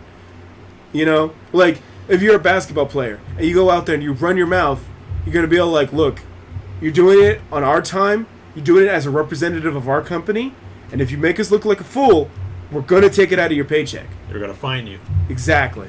Which some of them do, kind of. But they do it with the NFL all the time. Yes. Absolutely. Like when Marshawn Lynch wouldn't do interviews, they were fining him until he went out there and was like, "I'm just here so I don't get fined." That's all he would say. "I'm just here so I don't get fined." Good. Good. We should do it more often. You know, these people like Kevin Smith. Imagine if they said, "Kevin, you can go and you can talk up your show. You can talk how you have ways to make up ground with fans or bring the fans back, and you're going to make it up to them with the next part of the series.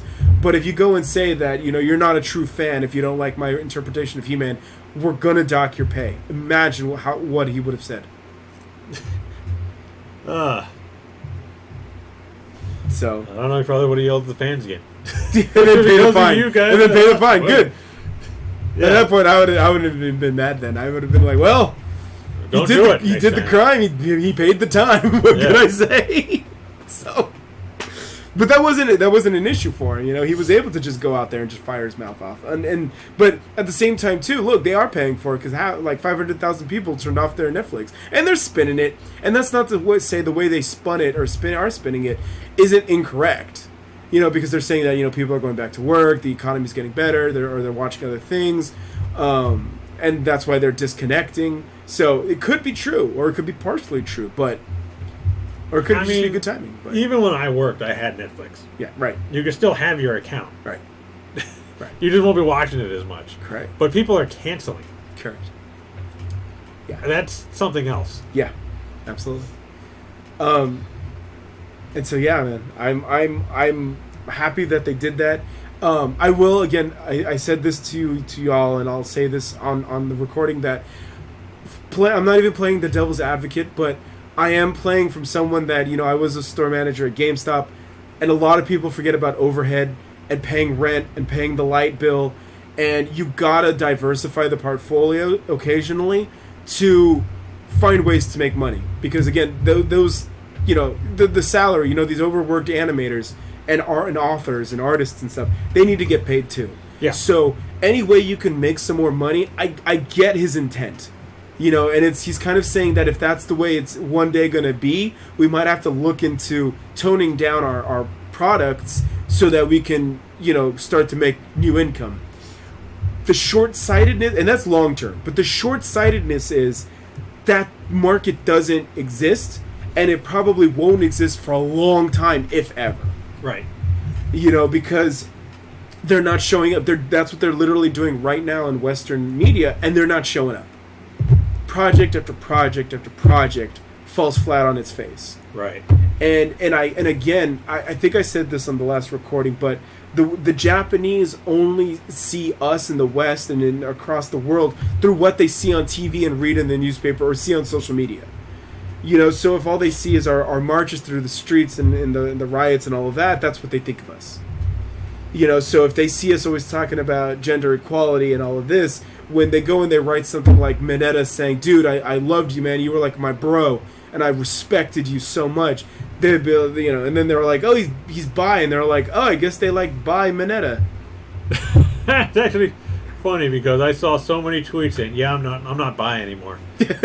I like girls. I like dudes. That's all I like. I'm not bi because he supposedly is bi now. And I don't care if he's bi. Right, that's not the issue. This character who's been so, like, Master Roshi-esque is suddenly bi? It doesn't make sense. That's what they were saying. Horikoshi was inspired when he made Boku Hero, was shows like DBZ and Naruto specifically. Yeah. And that's why, Mineta was meant to be an homage to Jiraiya and Master Roshi. Yeah. And what's funny was this whole weekend, which again I'm getting to. This whole weekend I was at a bachelor party and we rented a B&B and all that, and there was so much dude love.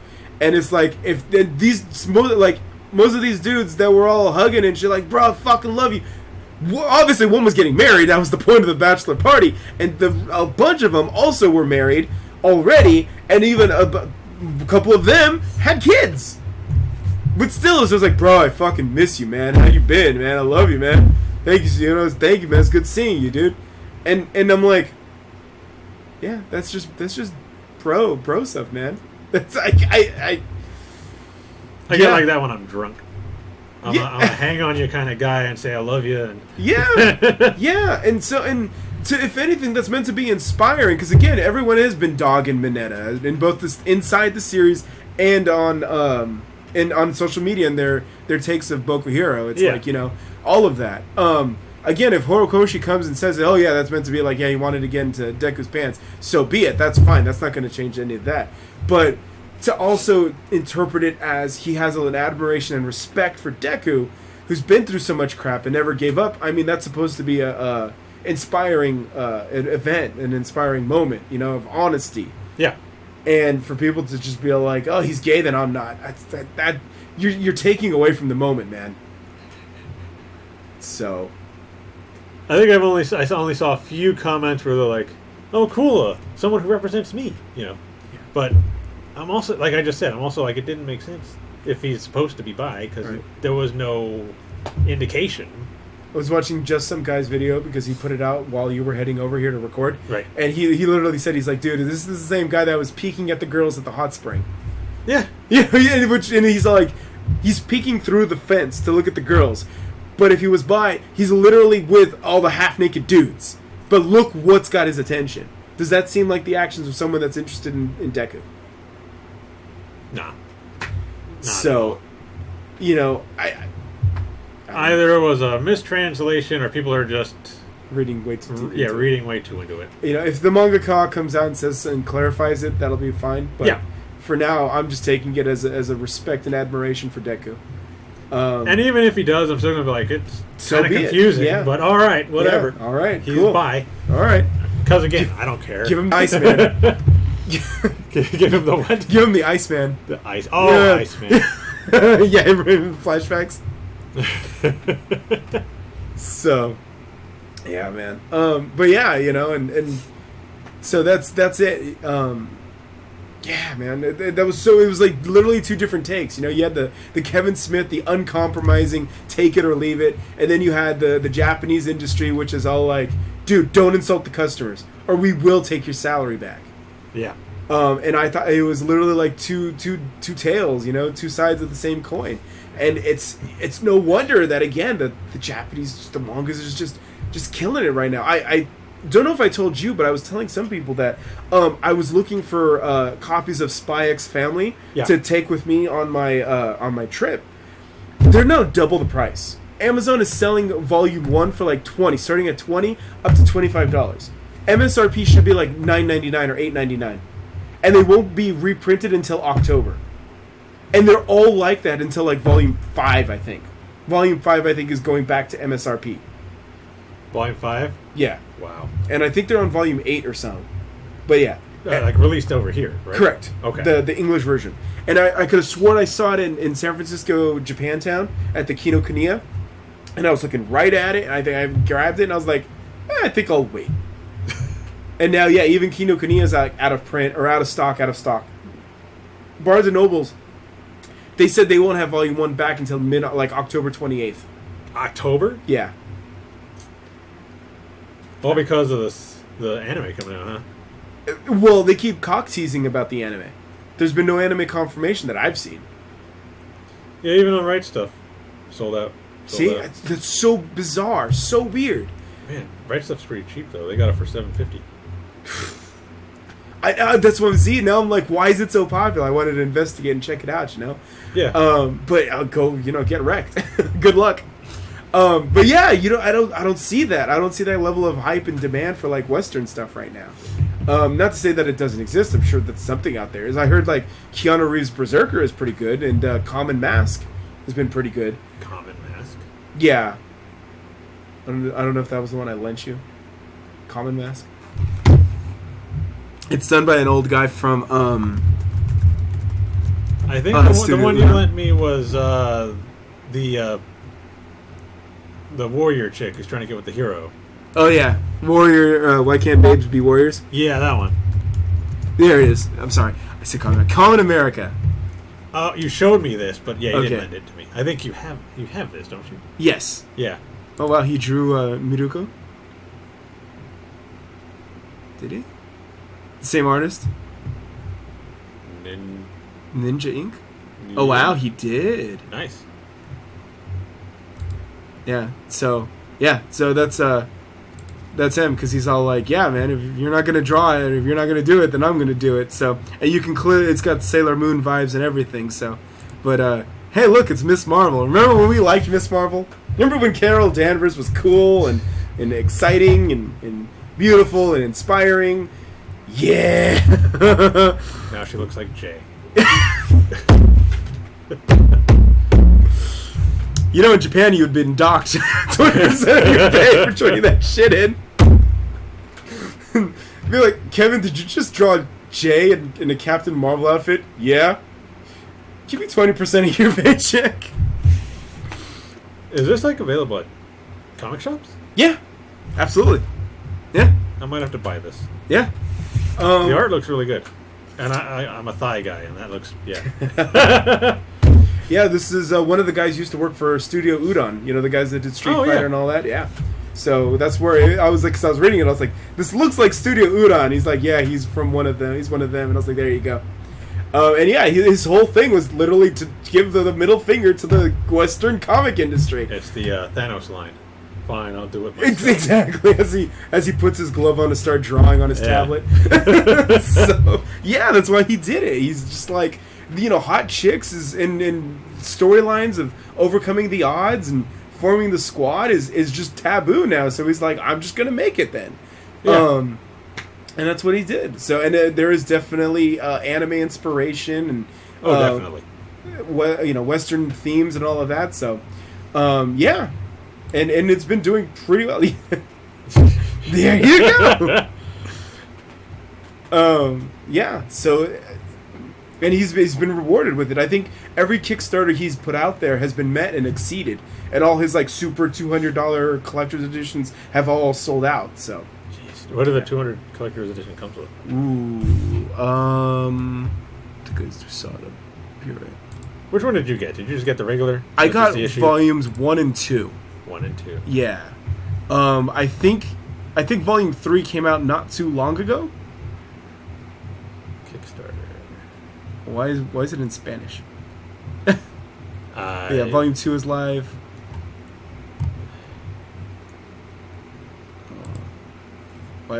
Why is this in Spanish? Oh, there it is. Okay, now it's translating. But yeah. Still kind of in Spanish, but most of it's in English. Okay. Yeah. Oh yeah, see, he's made $20,000. Digital. Or maybe it's because this is the old one, volume 1. Yeah, there. So you can see the Captain America reference. Yeah. Yeah. So yeah.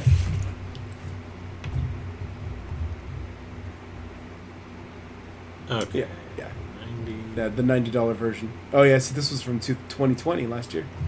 Graphic novel, sticker, figurine, and a body pillow. Yeah. Ooh, nice. Yeah, see, the Japanese influence. See, but it's like Ripa said, they're beating you in your own backyard. He was a little bit more vulgar. He's like, the Japanese are coming over, defecating right into your living room, and then look you dead in the eye and say, "What you gonna do about it?" Give me more of that Demon Slayer. Apparently make Winter She-Hulk. It's like that South Park episode where they were trying to, brainwash the kids with those Pokemon ripoffs. I kept thinking the same thing. Pokemon. Yeah, Chin Pokemon. It's like, that was like season 1. But yes, I absolutely agree. I never thought that Simpsons did it. Would ever come true. Man. Yeah. Wow. Yeah. But yeah, man, yeah. So yeah, so that's two different takes. And so like I said, I kind of alluded to this, but I was at a bachelor's party with our good friend, and one of the guys that I met, because he invited a couple of dudes from his college and all of that, he works at Pixar. And I don't know his name, so I can't, claim that I know who he was. But, I basically just had an off-the-record conversation with him. And the first thing I asked him, point blank, was, so how does Disney feel about the anime and manga thing? Do they feel threatened? Are they going to do it? He's like, oh, yeah, they know.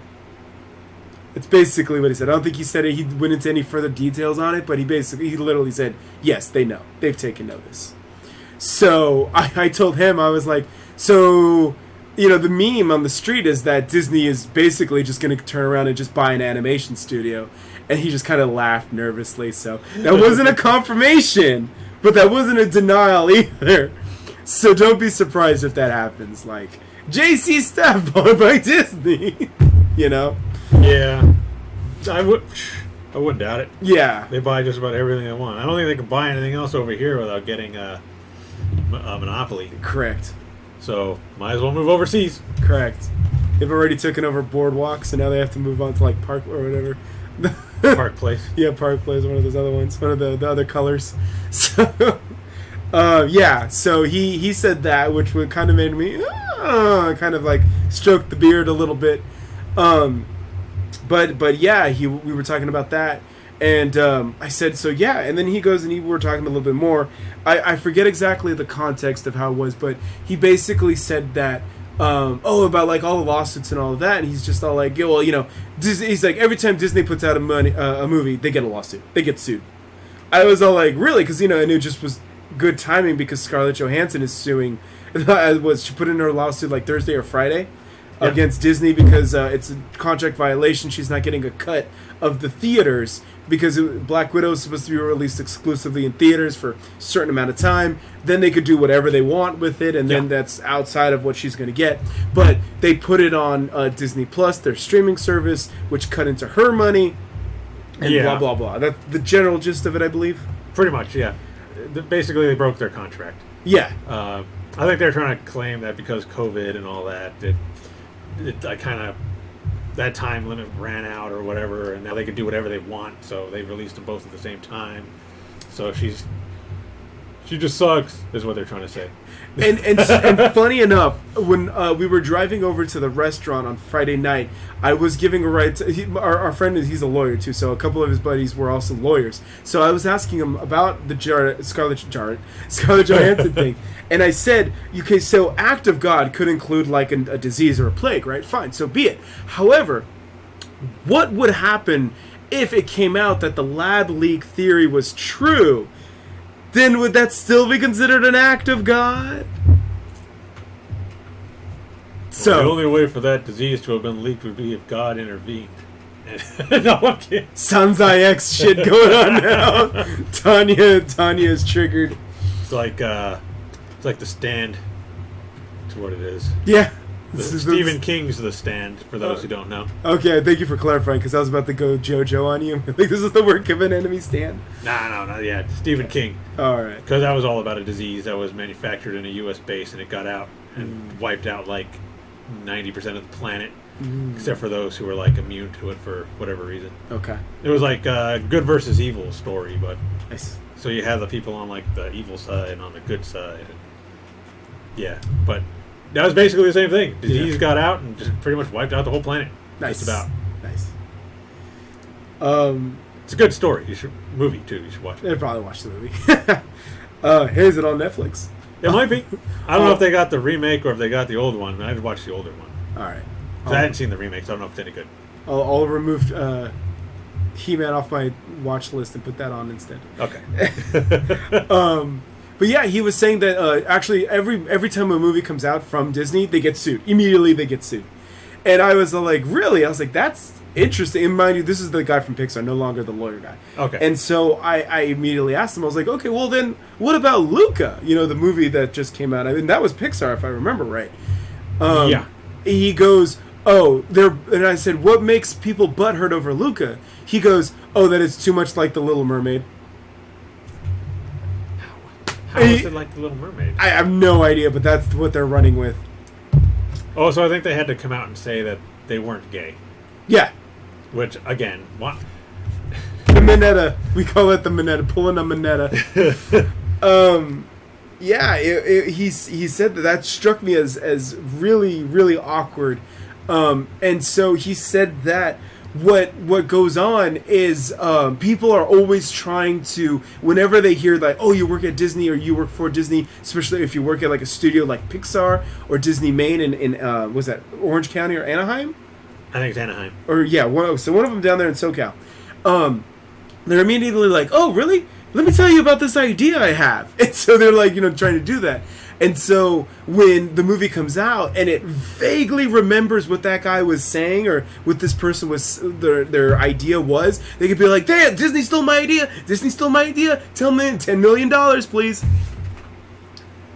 And so he said that he's been in scenarios or situations where that has happened, where he's been at the bar or he's been like having dinner and someone's like, oh, dude, how's it going over there at Pixar? Okay, cool. Dude, let me check this out. What do you think about this idea? And he's just like, I don't know, man. He's like, not only do I not work at creative or scripting or anything like that, he's like, I just do the back end. Like, he cleans up the graphics, basically. Yeah. So he doesn't have any input. He doesn't talk to any of those guys. If anything, some intern just comes and hands him a flash stick, and he's just like, okay. And then he just kind of like, more graphic design. Yeah. So, yeah. And I just thought that was so funny. And he said the same thing when John D, or John Lasseter, I guess. John Lasseter, right? Yeah. I think he called him John D, though. When he would walk through the hallways of Pixar, people would yell at him from their cubicle. Just be like, hey, dude, Tony, like, what he should say, I have a snake in my boot. Stuff like that. And he just had to tune it out. Because if he remotely put that in there, they'd try to sue. Yeah. And I'm like, that is the most scumbaggiest thing that I would imagine people do. And it does kind of undercut the magic of all of it, because you think that, oh yeah, but to be fair, we've known for decades now that Disney steals. I mean, they literally rip off fairy tales, So, but Kimbo the White Lion, Lion King. Yeah. Which I guess would also be Hamlet as well, but yes. Whatever. Yeah. Kimbo's Japanese, yes, so yes. Classic too. It was actually in my Japanese sociology book too when we were talking about anime and all that. Yeah, they brought up Kimba. That was what, 60s? Yeah. Yeah, it's old. And I almost shed a tear for them until I realized they're a big giant evil multinational corporation. That makes a ton of movies that I love. God, dude, they have no soul. I'm just going over my notes. Yeah. Yeah. Oh, and then so that was the other thing too. So he and so then he said that in response to them kind of losing ground to anime and manga and whatnot, he said that, well, what they're gonna do, or what they're trying to do, is they want to bring in new people. And so I took that in two different ways. There's two different interpretations according to myself. One is they're going to allow, like Jon Favreau, more freedom, because he's kind of, he's still a new person. So they're going to put him on more boards, put him on more directing, producing, more, boardroom meetings, get his input more, and kind of let him, have a little bit more freedom, more leeway. So that was my first take. However, the second take, and this is probably what's going to happen, is they literally are going to bring more people from the outside, which could be hit or miss. Yeah. But I'm going to put the money on that it's probably going to be a miss. Going to be a lot of bad ideas floating around there. Yes. Because he said they don't want to keep using the same 5 guys. The same 5 people. Which makes sense. Yeah. Which makes sense. But yeah, I thought that... excuse me, those were some of the tidbits that I took away from this conversation with this guy. And I thought that was really, really interesting. The whole weekend was full of interesting conversations like that. Because one of the lawyers was like an entertainment law, like copyright and all that, and esports and all that, interesting. Yeah. One was immigration. One was labor law. Another one was like big business, like big contracts and all of that.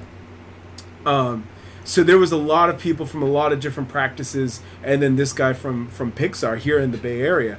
And, that was, I told him, I was like, man, I've been wanting to talk to you all weekend long.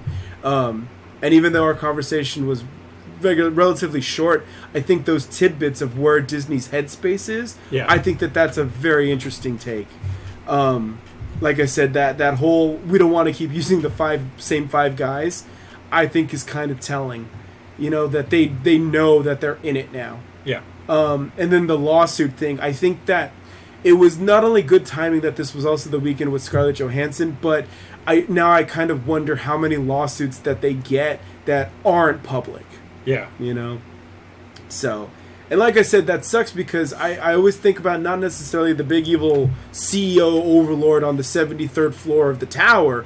I don't really give a shit about him because I know he's fine. Yeah. But the other people, like this guy who works here in the Bay Area, he does his 9 to 5, he does his best, and now he's attached to, what do you mean the kids in Luca aren't gay?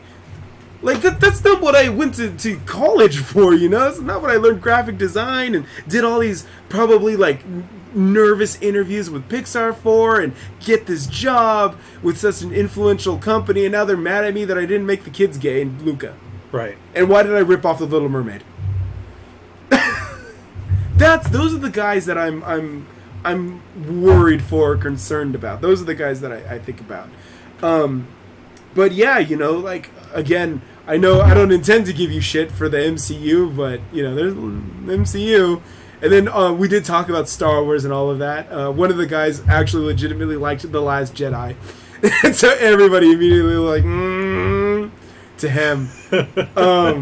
But yeah, you know, and he said that too. When I asked him, I was like, do you guys ever like crosstalk? He's like, nah. You know, Lucas does Lucas, Pixar does Pixar, and whatever is Disney Maine or Disney Anaheim or whatever, they do their Disney Burbank, they do their thing, you know, so they're all relative, and Marvel, I think, Marvel, I don't even think is in California. I think Marvel's in Georgia, right? At least their green screen is. I think so. Let me look. But yeah, so it was a really, like I said, a really interesting conversation I had with him. I think in the bits that I was able to gather from him, off the record, casual conversation, and it makes logical sense as well. Marvel Comics is located in New York. New York, okay, that makes sense. Stanley. Yeah. Yeah, it makes sense that they would be doing stuff like that, because when they lose ground, when Black Widow drops off like 80%, it's like, well, where are they going instead? Why aren't they at the theaters? Oh, well, they're probably watching Crunchyroll or Funimation. Yeah. You know, so it makes sense for them to be like, okay, well, why don't we? And he didn't also necessarily say that they're getting people from the anime industry or the manga industry, but that could be an interpretation that I would make, that they are going to probably pull in some people from that community. In the know. Yeah. And then go from there. So don't be surprised, though, if a month from now, from the recording of this podcast, Disney buys Ufotable. So, you know. Now Tanjiro belongs to us. No! The demons won? Muzan, Disney princess.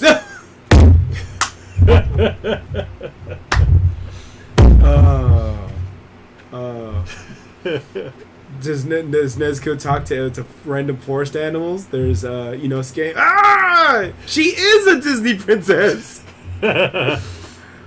Oh, man. Yeah.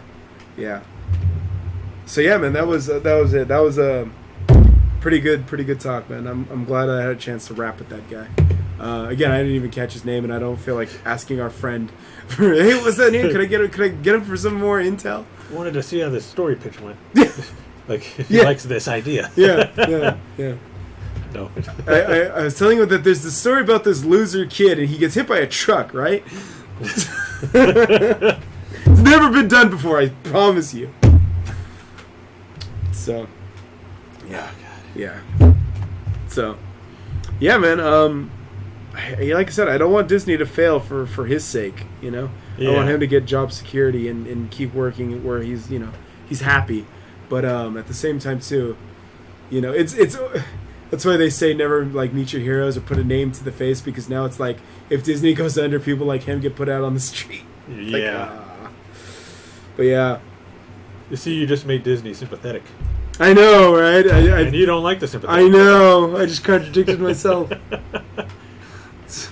Oh, man. But, yeah.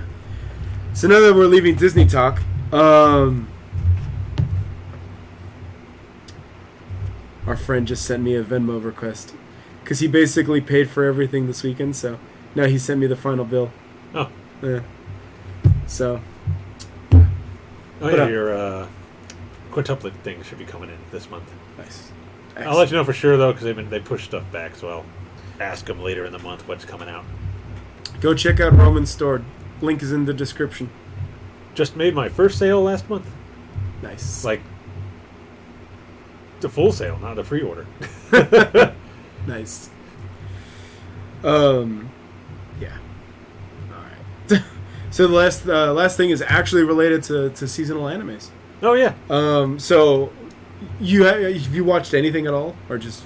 I haven't watched anything. Like, I've been so busy with the move. All right. And now that it's over, I can finally start downloading and watching stuff.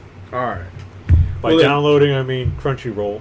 Yeah. For any buddy who the mic is listening. Activating his, logging into Crunchyroll, Yeah. using his username and password.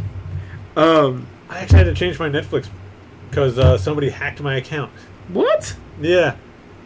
It was like as soon as I moved into the new place, because I'm living with a family member, Okay.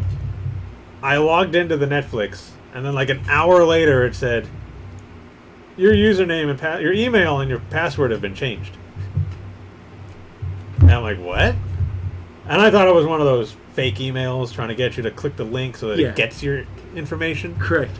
But no, they actually changed it. I had to get a hold of the customer service and be like, yeah, somebody hacked my account. I need to get in. Luckily, I was able to sign in with my Facebook still. Nice. And some dude named Ravon was on my account. I was like, what the heck? How'd you even change that? Because I don't know how you change like users. Because I still got that stupid name on there. Goddamn Revan. Yeah. Anyway, yeah. They haven't done that to my Crunchyroll yet, so Good. hopefully it never happens. So, alright. So he's going to go on a Crunchyroll and get those torrents. I mean, go to Crunchyroll. So, Go to Crunchyroll to watch those animes. yeah. Those moving pictures. Moving manga. That's so, and this is so Dragon Maid, right? Yeah. And I know you said you were going to watch Dragon Maid, Right. but Dragon Maid actually, funny enough, was what I was talking to the Pixar guy about, because I told him that even so before I even watched or got caught up on Dragon Maid, I had read a couple of people noticing that KyoAni in Dragon Maid actually upped their animation game. Like, the animation just, like, literally upgraded itself. And when you look at Dragon Maid, especially for, like, KyoAni, it's kind of like, these are the guys that made Violet Evergarden. Yeah. But it really is sharp. It really is crisp. I don't know if you seen the opening. It was, like, Scarlet Rhapsody or something like that. It's the same people that sang the first opening, but it's Okay. a lot more, like, upbeat and everything. I mean, one of the lyrics is literally happy and joy. Yeah. So, happy joy. Sorry. but it looks really smooth. It looks really like, even if you've seen the Iriru and Toru thing when they first meet, Right. it's like really like, wow, like KyoAni could do fight scenes. Okay. Yeah. I don't really care much for Elma, but in the opening, her shirt reads "Eat," so I'm like, God damn it! Don't make me respect Elma. Dirty, stinking Harmony dragon. Get out of here. But yeah. It was really, really smooth. And so I was telling that to the dude from Pixar about that. And I said, like, they were the victims of arson last year, set back all their projects, and, they did the shorts, which was kind of like a build-up for the actual second season. But, even in the shorts, when they were doing like CG Toru, I was like, that's actually not bad. That's all right. It's passable. I can respect it. Right. But then the second season actually was really, really smooth, and I was like, wow. I think that they saw Ufotable and they saw Mappa, and they were like, we can too. And now they're just coming at it. Yeah, I was really impressed, and so. Yeah, it's in terms of like the story and all that, they seem to be doing their own thing, or they're swapping stories around. Okay. Because they opened the second season with the part that I don't recall from the mangas that I read. Yeah. And they put in that fight scene with Toru and Iriru, and I was like, that wasn't in there. I don't remember that at all. But it was. I'm not complaining. That's not a complaint. I was happy for it. Right. But yeah, there was a lot of good moments in there, and it's literally the same vibe. So it's almost like nothing's changed. It's literally just picking up and going, and Iriru is doing her best, just kind of like Jahi-chan. Okay. So Dragon Maid, yeah. There's a lot of Lukoa Shota moments. So yeah. Oh, I forgot that's his actual name. Yeah, Shota-kun. Yes. Yeah. Yes, Shota-kun. Like I said, I think that I don't think they're doing it on episode 5, this week's episode, but probably next week's episode or episode 7, there should be the Shota Lukoa story that they did in the manga, which I think was right around where I stopped reading it, and I'm looking forward to them animating that. So Okay. you'll know what I'm saying, and when we get there, we discuss it. Yeah, just be like, what did it remind you of? Yeah. Okay. But yeah, no. Other than that, I think that I'm assuming that you're an Elma guy. Oh yeah, I've told you. Oh yeah. She's a glutton. So They make fun of her for that. But Toru messes with her a lot more in season 2 than I noticed. really, Yeah. Almost, again, it makes me feel bad for her, but, she's such a goody two-shoes. It's like, God, she's such a square. yeah, but a perfect square Square. that can be filled with donuts I was about to say square that fills her mouth with rice bowls. or croissants or whatever. Yeah. Yeah. Fafnir was also pretty good, too. Fafkun. Mr. Otaku. Yeah. Oh, Daisuke Ono right there, Jotaro. So yeah, he embraces his otaku. Yeah. Like I said, I'm trying to be vague about it because Right. I want you to still enjoy it, but just know that there's a lot of good moments in it.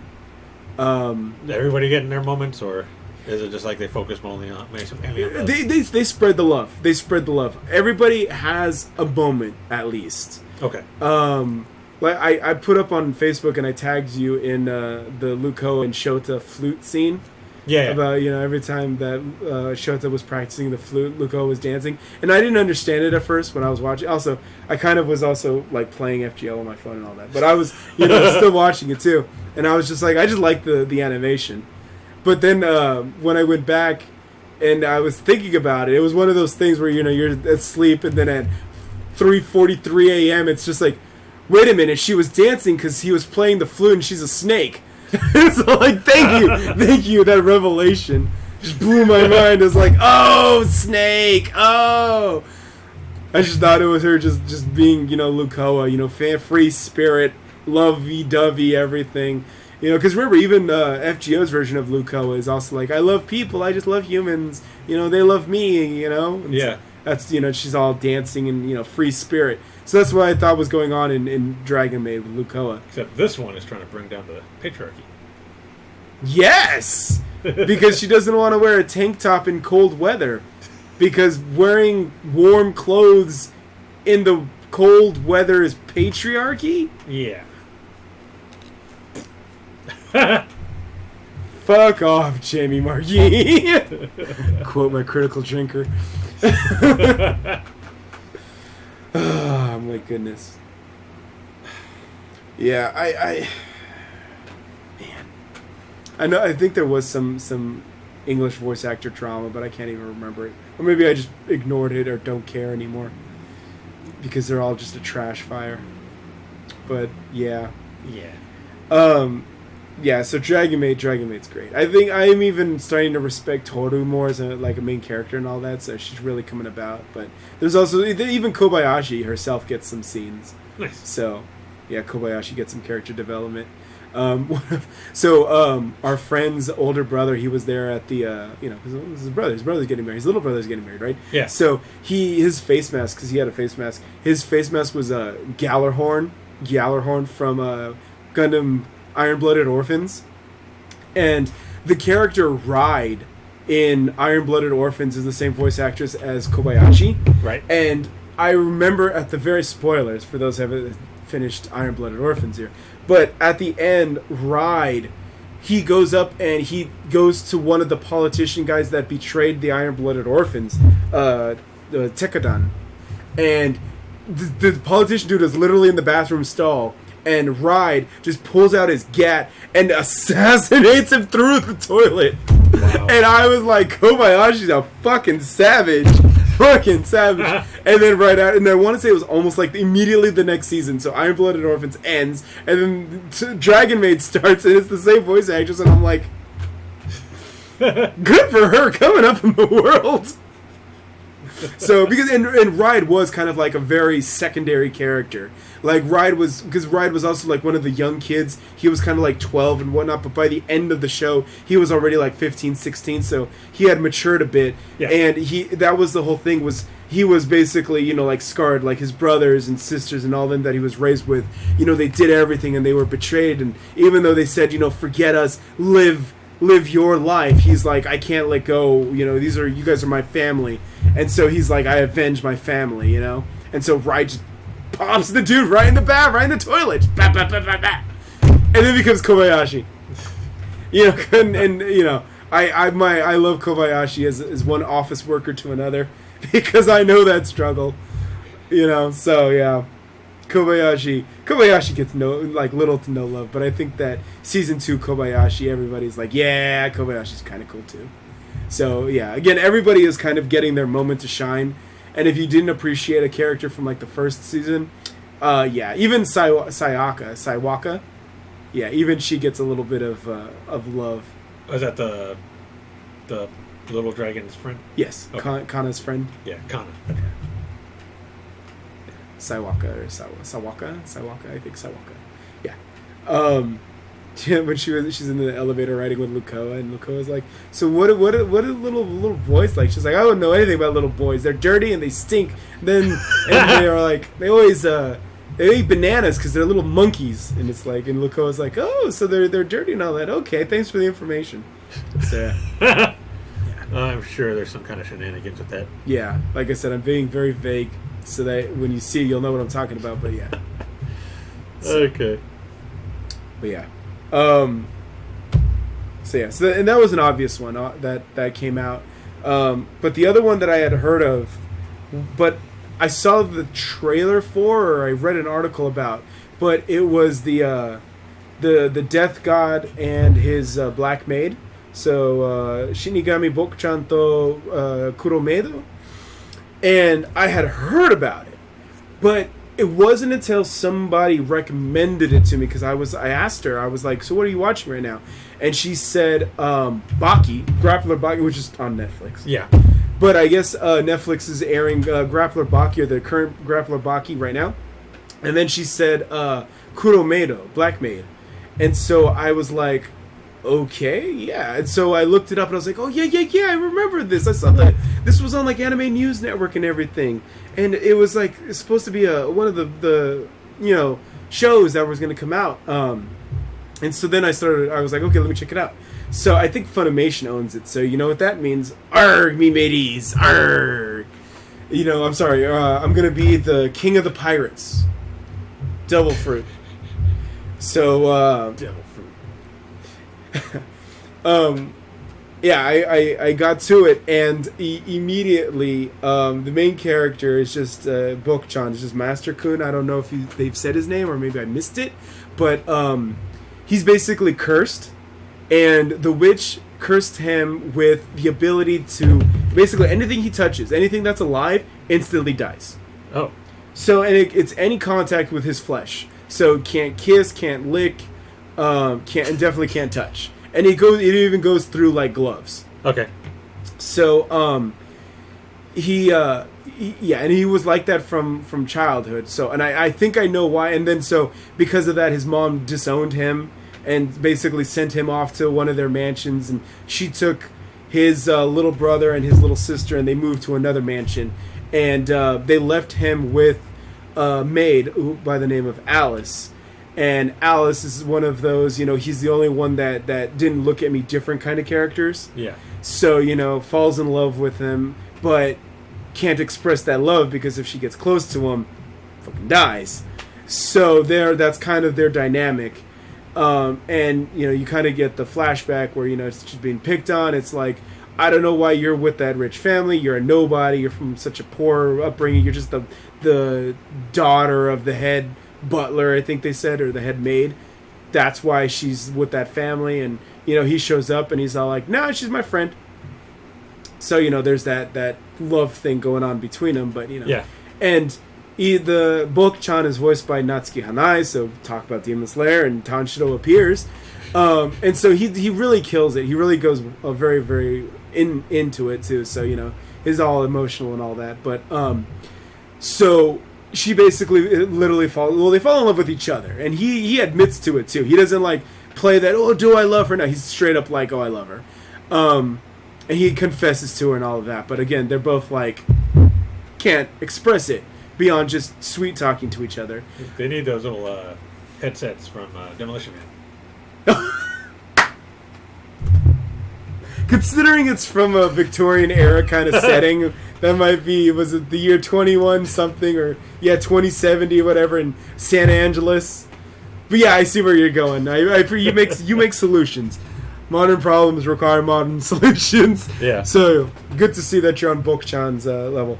But what Alice does is, since she can't touch him or anything like that, she fucks with him instead. So that's why she's always like flopping her anime titties or like hiking up her dress and all of that. She's like, oh, I wore the black ones today, and he's just like, oh, why are you showing me that shit? So it's like, I don't want to see that shit, He's like, I'm a noble, what if somebody's going to come in judgment and all that? She's like, I thought that's what you wanted.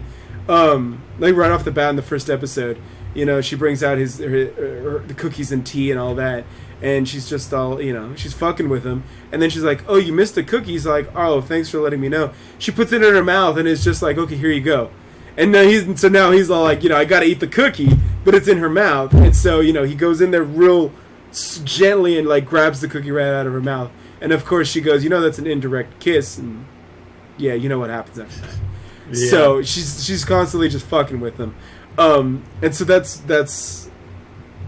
and then it's the typical ada excuse. It's, why do you always fuck with me? Because you're cute when I do it. The usual. Yeah. And so then his little sister comes in. His little sister's voiced by Hestia, so Inori Minase. Huh. Rem. Speaking of Rem. And then the butler is voiced by, what's his name? Lieutenant Chue from Golden Kamui. So, yeah. I almost said Dan. Dan? Lieutenant Dan? Yeah. Probably the Japanese voice for Lieutenant Dan. Also, he was, what's his name? Way the Household Husband. He was his old Yakuza boss. Oh, yeah, cool. That was him, too. Which was kind of funny because Way the Household Husband, Tetsu, right? Tatsu. Right? Tatsu. He was Ogata, so it's Ogata and him, yeah. Back together again, reuniting the, is that Ayla? Leia, okay. Sorry, we're watching Chrono Cross, this pre-recorded playthrough, but yeah. He plays the head butler, and he was absent for like the first 2 episodes, but he comes back, and the little sister is like infatuated with him. Like, she has a legit crush on the old man. And so Bok-chan's giving her crap. He's just like, he calls her a panther instead of a cougar, because it's like, the old woman pursuing a young man. Yeah. This is the young woman pursuing the old man. So he's like, I'm pretty sure that's a panther. She's like, that's not true. She's like, yeah, I'm pretty sure that's what they call you. So yeah. Didn't even know they had a name for that. I mean, either. I learned something new. So, and then you saw what I tagged you in, which was the ice skating episode, and they met without spoiling too much into it, they made a new character today, and he's like, look, man, I'm gonna be honest with you, I just love women. He's like, I love chicks. He's like, and I love the anime titties. And he's like, can you deny that? Can you deny the appeal of anime titties? And that's when Bok-chan said that. He's like, oh, I'm not saying that they're cool or I don't notice them, but I'm more of a thigh man myself. And then there's Alice busts out the notepad. She's all writing it down. So I love that. And it's funny too, because that literally reminded me of Luko and Shotakun. So I'm basically watching 2 separate shows with the same archetype of a character. Yeah. And yeah, it completely caught me off guard. And I'm not going to take away from the fact that the animation is weird, and I have no idea why they're going with that PlayStation 1 graphic style. I don't know. I have no idea. But I mean, just like everything else, like Way the Household Husband, you just kind of get used to it, I guess. But I think that the writing is strong enough, the characters are strong enough, that it's there, man. It's there. Yeah. Yeah, and at first you kind of think like, Bok-chan is kind of a dork or a dweeb, especially if they got Natsuki Hanai to play him. It's kind of like dork, nerd. But even now, I'm like, all right, he's cool because, like I said, he threw me off guard when he actually confessed. Yeah. When he because usually that never happens. It's always like, should I? Shouldn't I? Is this my true feelings? Then it's like, bitch, could fucking be honest. 6 seasons later. Yeah. Maybe I'll do it today. Yeah. No, in this one he actually says that too. He actually says, my big regret is not being able to like hold you. And I'm like, fuck, you did it!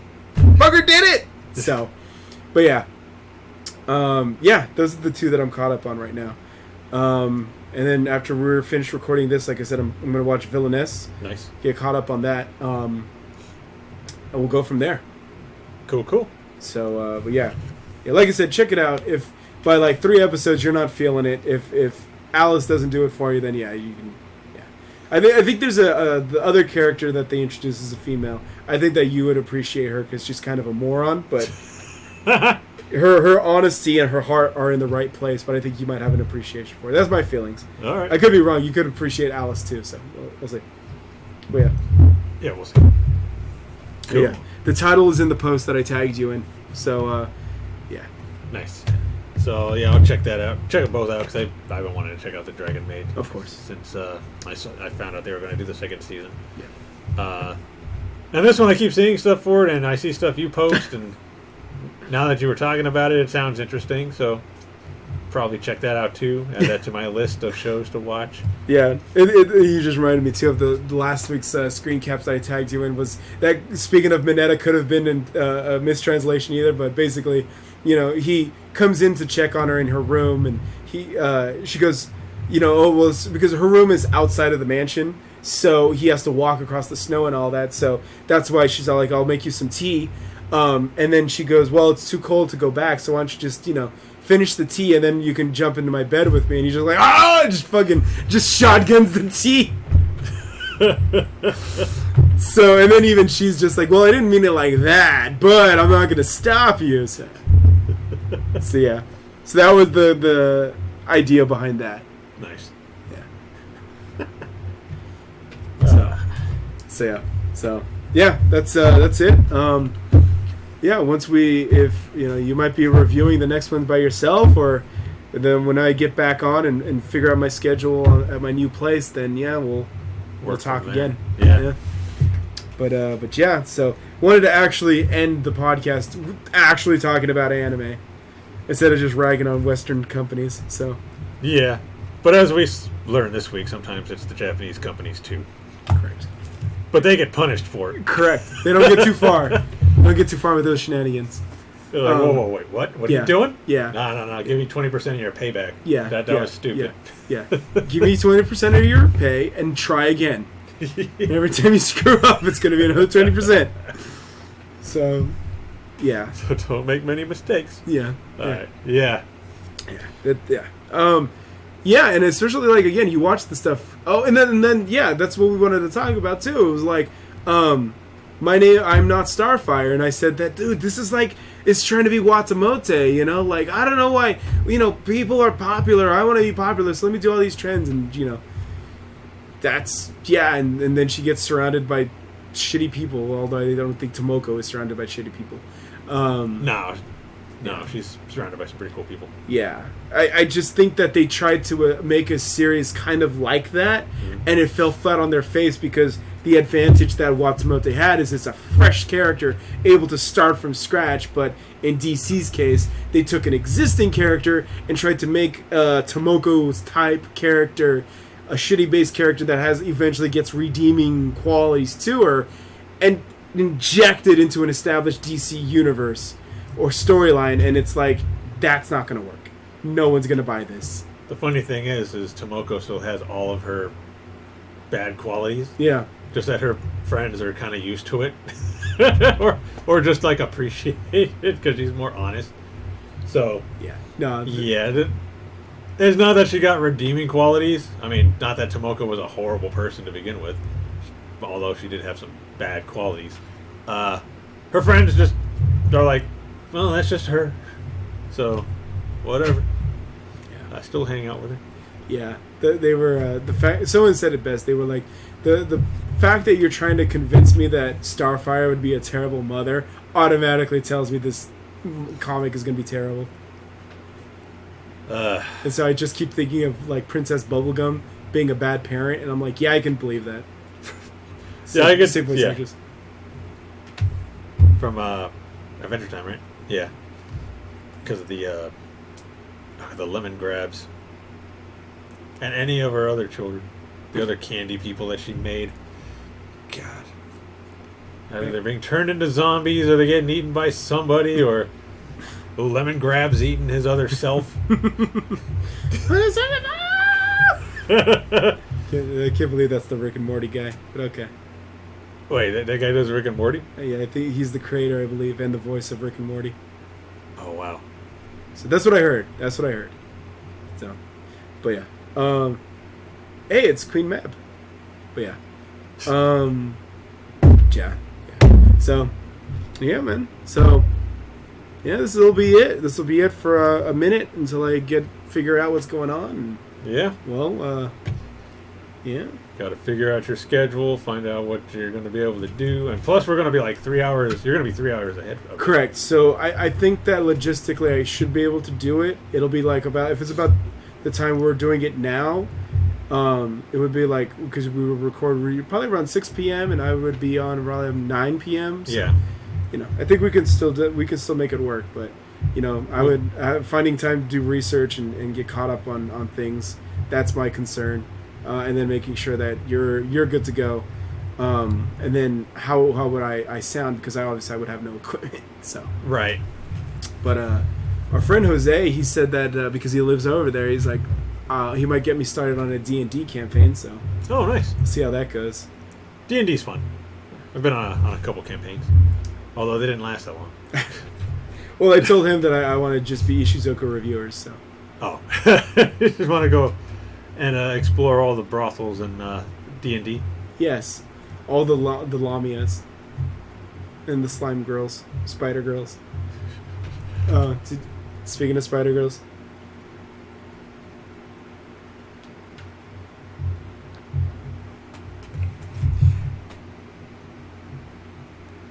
liberals want spiders to be even sexier. Even? This is a quote. Spider Awayuki. I still need to finish that series. Yeah, it's done, right? It ended last season, right? Yeah, it's over Okay, now. okay. I know they got a figure coming out of her in her arachne form. Nice. I got the Nindo, so. You gonna want a plush? Because I got those coming up on the website. Yeah, I'll take it. We gotta find out what address you're delivering to, though. Yeah. It's gonna be on the East Coast or it's gonna be here. That's Yeah. another thing I can do now that I'm not moving. I can start adding all the stuff I pre-ordered Alright. to the website. Because I know I got it. What was her name? Kumiko? Yeah. Yeah. Kumo. Yeah, I got a couple plushies of her Nice. to put up there. Nice. I Yeah, think I'll it's probably do it. pretty good size too. I think it's about the size of an SO. Oh, hell yeah. Let's go. Alright. Dope.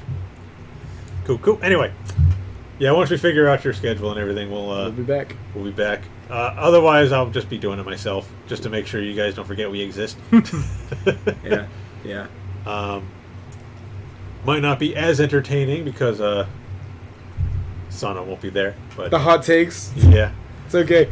You feel free to anything I message you. You can definitely be like, this guy says. But yeah. I'll be sure to do that. But I'll try to keep it interesting and have a bunch of different topics to talk about. If it's just me, if it's the both of us, then it's just going to be business as usual. But if it's just me, I'll try to find good topics to talk about. And you're going this weekend or next weekend? This weekend. This weekend you're going to be gone. This weekend I'm leaving. Well, And then I'll be back to normal, as in back here in Cali. I'll be back in November. November? November. Yeah. I thought it was December. No, November. Okay. No, December is Japan. Oh, yeah, that's right. So we can always record while I'm in Japan. So It's like, I know I've got this internship, but I got to be gone in December, so. yeah. No, November I got to come back because by December, a certain date in December, I need to do a report on everything that I learned and experienced and all that. So. Okay. Yeah. Yeah, that's right. This is part of your class, right? Correct. Yeah. Well, good luck over there. Oh, thank you. hope they don't try to drag you into all that DC political stuff. We'll see. I'm probably gonna make an Instagram to chronicle it, Cool. because one of the other people actually emailed saying, "Oh, we should share each other's Instagrams and all that to make a group and all that." And I'm like, I need to make one first, but yeah, I think I still have our Anime Mystics credentials on, so I'm gonna need to add an additional account or somehow. So Yeah. yeah. That'd be cool. Yeah. But yeah, so yeah, look forward to that. And then and then obviously I'll still be updating the Facebook page too. Whenever I see news or updates that are worthy or cool, I'll definitely be forwarding those to the page as well. So follow the page. Awesome. And follow the channel. And go buy Roman stuff. Yeah, all the links will be in the description. Yes. To the store, to the Facebook, Discord. the Instagram, the Discord. Yes. It'll all be there. Yes. Come hang out, chat with us. Oh, I think too that I have to post some things too, because it was Opie Day, Ponsu Day, and Bunny Girl Day. This last week or Oh, this weekend. over this weekend? Yeah, over Wow. this weekend was all three, like one after the other. Nice. As a matter of fact, I think yesterday might have been both Ponsu and Bunny Girl Day. Wow, they're just combining things. Huh? Mm-hmm. Yeah. So I got some things I got to forward to the Discord, but yeah. All right, we'll be looking forward to that then. I'm always looking for new images. No, I got a ton of images I need to upload, and I never do it. Yeah, it becomes overwhelming, and then you just lose energy, and you're like, eh. I think most of them would have to go into the not safe for work section, but That's fine. At least Discord won't get mad at you. yeah, it's marked. It's safe to post there. Correct. You're gonna fall. But yeah. Let me fall. Don't tell me what to do, Kevin Smith. But yeah. You're not a real fan, cat. All right, so I think that's all. That'll do it. Everything we got. All right. All right, so as we said, go check out the Discord, the Facebook, go check out the store. I'll be posting more stuff soon on there because I've got a backlog. We'll see how the schedule goes, and we'll hopefully catch you next time. All right, y'all. So have a good night. Peace. Bye.